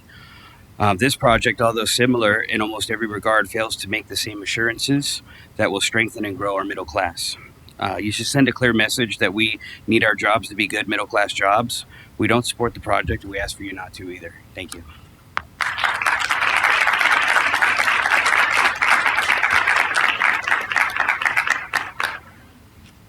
Thank you.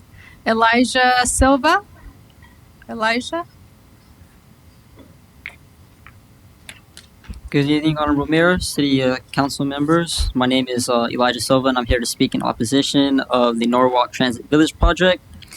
The irony about the Norwalk Transit Village project is that in both literally and social terms, this project does not represent any form of genuine mobility. First of all, the irony in the design is that it does not connect to the metro and is actually really limited with regards to public transit. And I'm not even sure why they would name this project the Norwalk Transit Village project, because the lack of connectivity and the fact that it only serves an upper economic demographic clearly demonstrates that this is neither a transit project nor a village style project. Furthermore, when you take the actual testimony of the majority of the citizens of Norwalk here today, what you'll find is people who are overwhelmingly opposed to this project for the fact that they don't feel their best interests are being demonstrated in this development project.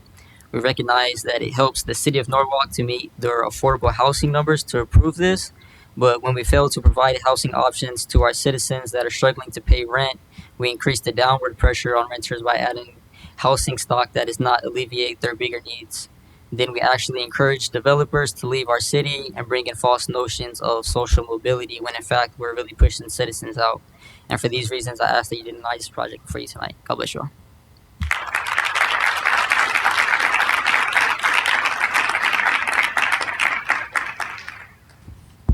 Thank you, Elijah. That concludes the cards that I have that were submitted here for this. Okay, well, you didn't let me finish. But is there anyone else wishing to speak in opposition of item number 11?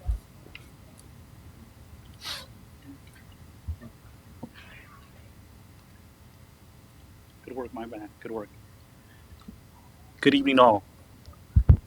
Mi nombre es Samuel Santiano. I purchased a home here 13 years ago with this gorgeous woman, my wife. I want to say I am deeply in opposition of this planned project. Not only will it not help our residents, it's not going to help the union workers and the backbone of this community. I was just told about this meeting one day ago by my neighbor, and I am fully committed to voting against this and recruiting other people to vote against this. It seems like an awful plan, and I am fully against it. Thank you for your time.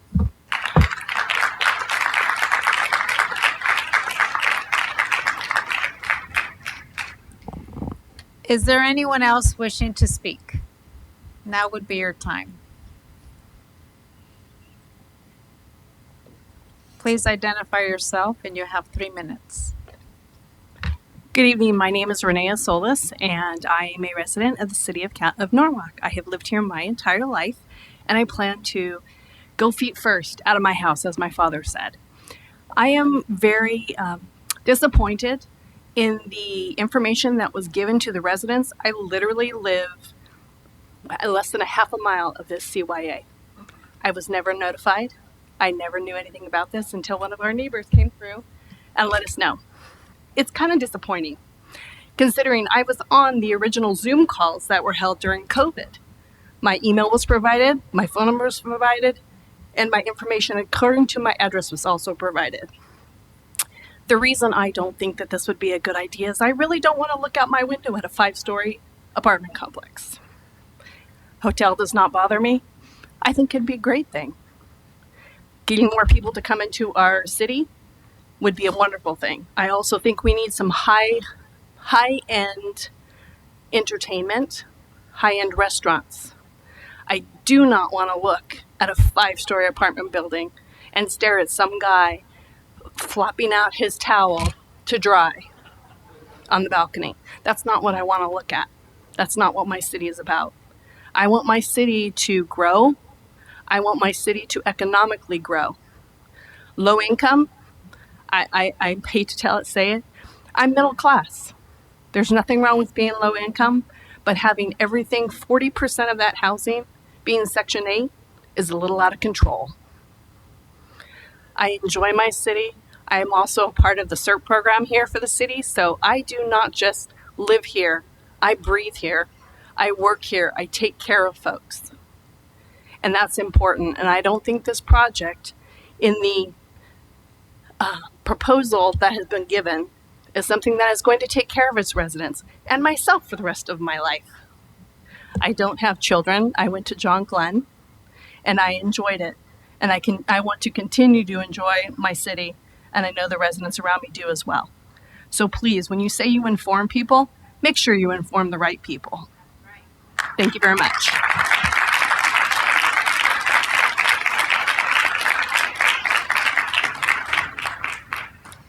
Thank you. Is there anyone else wishing to speak in opposition of item 11? Please identify yourself. You have 3 minutes. Hi, my name is Lupe Flores, and I've been living here in Norwalk for 32 years. I live right across the street where they're going to be doing this project. I see everything that they're doing, but yet they don't consider where's these people going to park. I don't see any parking structures. I don't see anything. All they're showing is the hotels, the plans. It doesn't show anything about parking. And right now, the Manor, they don't have enough parking where they're starting to park in the cul-de-sacs there in Bloomfield, and that's in my area. We have 3 blocks that have permits. People that have permits come and park in the other cul-de-sacs. We have my daughter comes home from work at 10 o'clock at night, and there's nowhere to park because we have people from the Manor parking there. So what's going to happen when this whole project is there? Where are these people going to park? Are they going to be parking on the neighborhood there? Are they going to be parking by the schools because they're waiting for someone there at the retail, or waiting for someone at the hotel, or waiting for someone there? Where is that whole idea of where these people are going to park? I mean, I know we need something to be put there because it is an empty lot that we see. and yes, no, something needs to be done there, but at the same time, think about where are these people going to park? Are they going to start coming into our neighborhoods? I just hope you guys really think about what the whole idea of this whole thing, because it's just going to be really hard for our kids, our neighbors. Where are we going to park? Are we going to have to start making a whole wall so that they don't come to our neighborhood to park? And I mean, I hope I'm making sense. I'm hoping people will realize that you have to think about the people that live there, not just. And I don't know if this is already set in stone and we're wasting our time here speaking, but I hope we're not wasting our time, so that you guys all consider what we're doing, what you guys are doing that are going to affect our neighborhood, our kids, our schools. Thank you.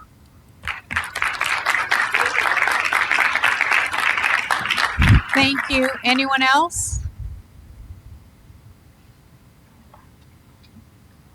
Good evening. Before you begin, I'm sorry. If there is going to be anyone else wishing to speak, can you please complete a yellow card and hand it to the city clerk, please? Go ahead, sir. Good evening. I'm Cliff Westerland. My family's lived here for 75 years. I've lived here 61 years. I grew up on Bloomfield. I watched the bulldozers when it was a 2-lane road, and it ended at Leffenwell, which we now call Civic Center. My father, he was Principal Economic Development Coordinator for the City of LA. When he retired, he served on the Norwalk's Blue Ribbon Planning Commission. He would be opposed to the project. First thing he would say is, this is a residential district. We don't need a 5-story hotel. We don't need 5-story apartments. Why can't we just do residential? You guys talking about we need to put residential, but you're allocating half of this property for retail and a hotel, when we have a hotel here, and I'm sure is vacant. We have the Saddleback Inn, which could do refurbishment, and you're just taking tenants away from those hotels to fill this hotel. You're talking about $500,000. How much are we getting from the DoubleTree now? You're just taking money away from them. As far as retail, you look across the street. All the retail in Norwalk is about 30% vacancy. Across the street, you have non-retail people because they can't fill up with retail. We do not need retail. That's it. Thank you.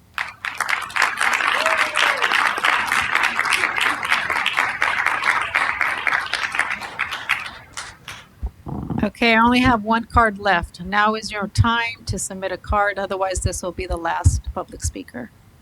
And this is Christina Benavides. Yes.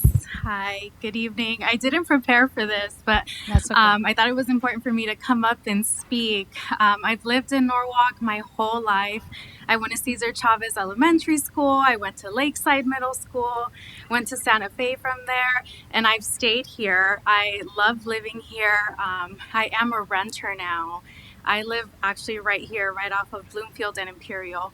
And myself and some of my neighbors who are also young adults, we actually got really excited when we heard about this new development, because we were thinking, okay, we're saving, we want to move out, so I don't feel like we really got updates or notifications though about what the plan was going to be for this. So I came, my neighbors couldn't make it, but I was like, I'll relay the info to all of you. And I was just really disappointed to hear the updates, like the 40% affordable housing, the fact that they're building a hotel. I'm thinking, like, what's the point? What's the point of me saving up and having that desire to stay here in Norwalk if this plan isn't even, tailored for me? It's not tailored to keep young adults who fall within the middle class here in Norwalk. So I oppose it. I encourage all of you to please revisit the plan and make it so people like myself and my neighbors can stay here in Norwalk. Thank you.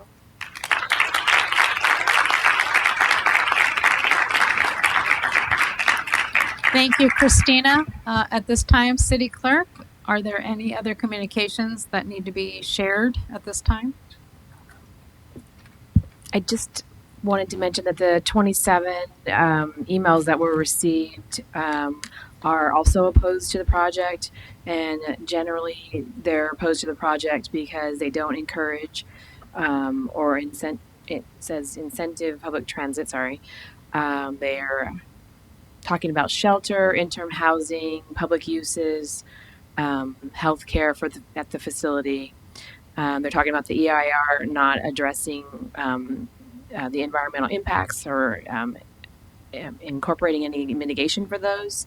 And also, they mentioned reusing current buildings and building around them as opposed to tearing down the facility. So just wanted to add that in. Okay, thank you. That concludes the public hearing portion of this meeting.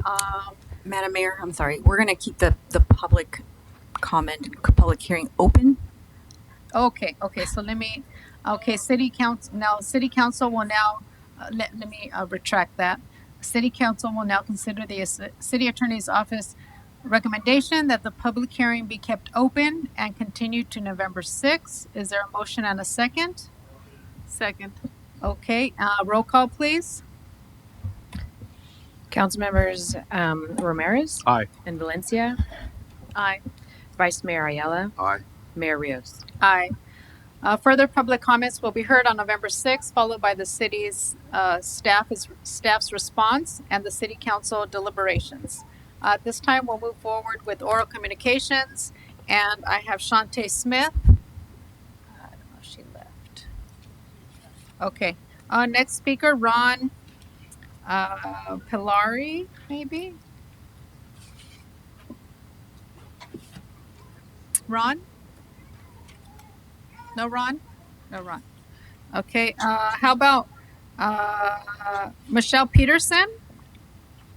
Michelle Peterson? Is that you, Michelle? Okay, thank you. Mm-hmm.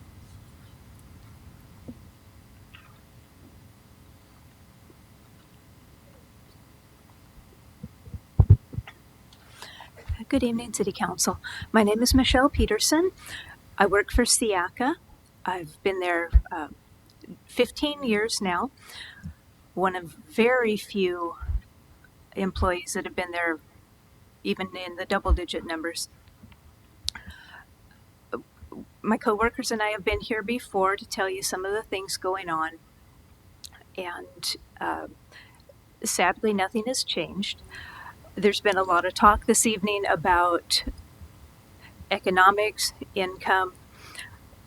It surprises me to hear that average income for Norwalk is $100,000 a year.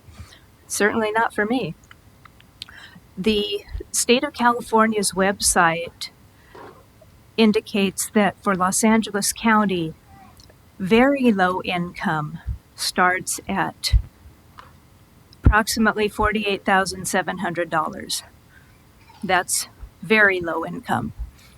That puts me a step below that in the very, very low income category. So after 15 years working at SIACA, I am in the very, very low income category. Wonderful.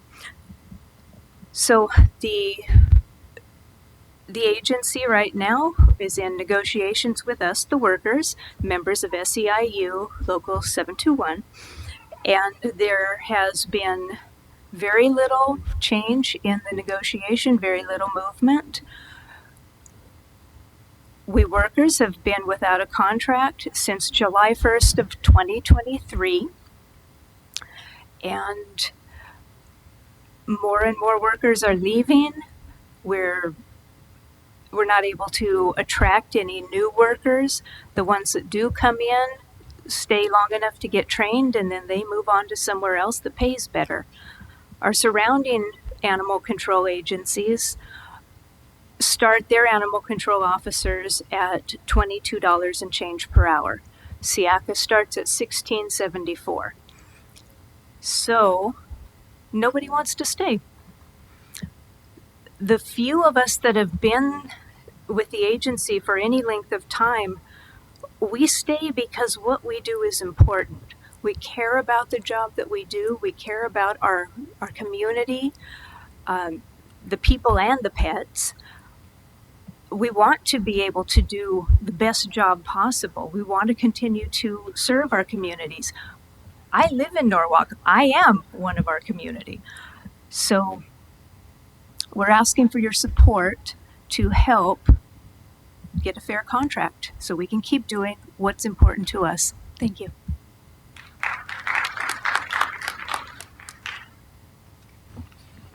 Thank you. Lisa Luna?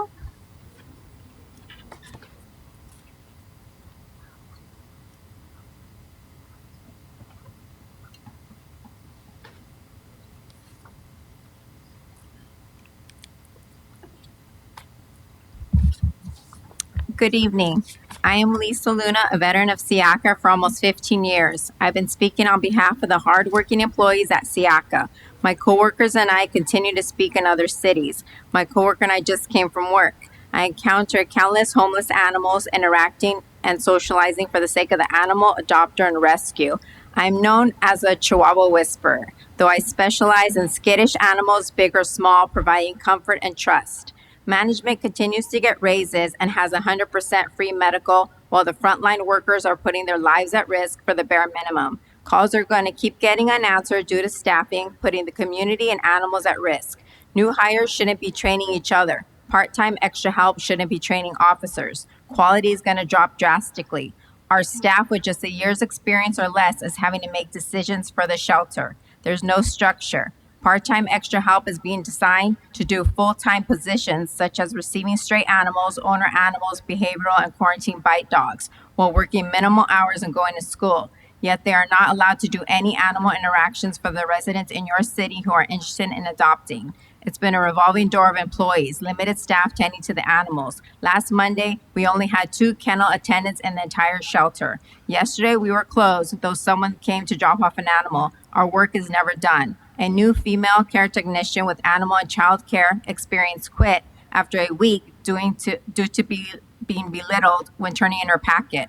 A new vet assistant quit recently after 2 weeks. The current 10 officers have trouble finding a SIACA truck without maintenance issues and a working AC to get a handle on the 370 plus calls. The average when fully staffed is 25 calls or less. Management is actively looking to offer extra services outside of our 14-member and contract cities, adding to our workload while still being underpaid. Currently, I've been the only one certified and skilled to perform humane euthanasia. The scheduling hasn't been consistent. We don't get to know our animals and their needs this way. Minimum wage has gone up, yet our veteran staff pay remains the same. Dedication and seniority is not a priority to SIACA. We're still in contract negotiations for over a year with minimal movement and are still in need of your support. Thank you so much. Thank you. Next speaker, Brian Tyndall, please.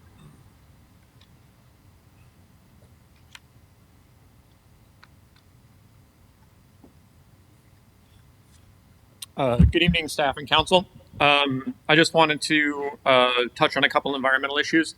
I was at the candidate forum that happened a couple weeks ago, and I was a little disappointed there was an environmental question, and one person gave a response that they don't like plastic straws, or they don't like paper straws. Environmental issues are more than that, and the city does a great job with the information available in the newspapers about environmental issues, but everyone should take a role in the environment. Even the small things can make a difference.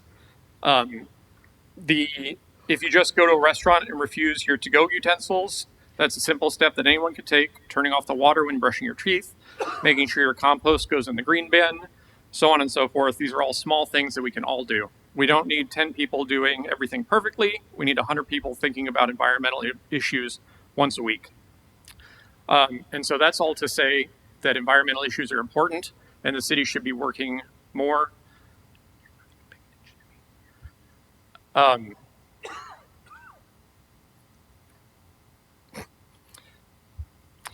The EIR was not attached to the agenda. That's something that you guys might want to take a look at. But thank you for your time and your attention to these issues. Have a good night.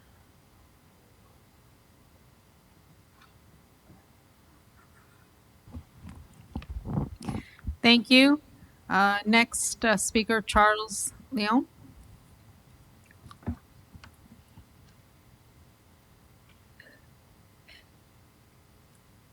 I don't know why you in particular. I love hearing you say my name. You pronounce it perfectly.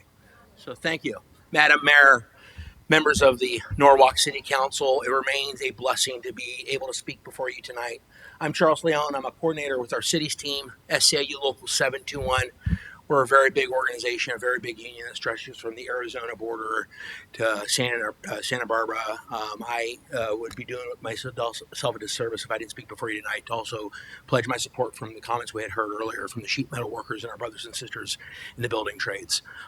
To speak about and hear about middle-class jobs, to hear about Norwalk having a lot of union households. I'm before you tonight, and Norwalk being a place that's got a number of union households and a number of you that are here on the city council, very familiar with organized labor. Some of you have been heavily involved with organized labor. We've got a problem at Siaka. And tonight, I come before you, the role that Norwalk can play with this fight. Siaka this month is celebrating its 49th birthday. 49 years ago, Norwalk joined Pico Rivera and Downey in being the founding cities to form Siaka. And then over time, you added 5 additional cities to become the member cities, and those 8 in total are the Siaka Board of Commissioners. Of course, your vice mayor sits on that board. He's the chair. Recently, there was movement. The Downey rep from Etta was the chair before that. So you all play an incredible role when it comes to fixing the problems at Siaka, because right now, not only are you a founding city, not only are you a member city, you're also the chair of the Board of Commissioners. It meets the third Thursday of every single month at 2 o'clock at the shelter there in Downey, and we have a problem. You heard tonight about middle-class jobs. We heard tonight about what the median income is of Norwalk. Blessed that we have some of our union members that are able to live here in Norwalk. But this board that I have this wage board that I have with me, is our bargaining unit in Siaka. And you'll see it's not incredibly big. And Michelle told me the story about how some time ago it used to be double the size. They used to have double the staff at Siaka. They don't have that anymore. There are cities that contract with Siaka that are promised dedicated animal control officers, and they don't have that. They don't get that because Siaka cannot produce that. They cannot say on one day we're going to just have Charles Leon in Southgate because you might need Charles Leon in Norwalk. There is no way for them to be able to service the number of cities they have with their staffing problems. And if you see what is it on the front end, $16.74. Siaka needs to raise the floor, and they have the funds to do it. While it may not be sitting on a lot of money, their finances are in relatively good shape. When we first met the vice mayor, Siaka was sitting on $1.25 million of cash. If it's got the money to give those handsome raises to those executives, it can have those money to raise the floor and to do better. Siaka. Thank you so much for your time. Thank you. That concludes our oral communications. And with that, we are adjourned. Everyone, thank you for your time today and have a wonderful, safe rest of your week.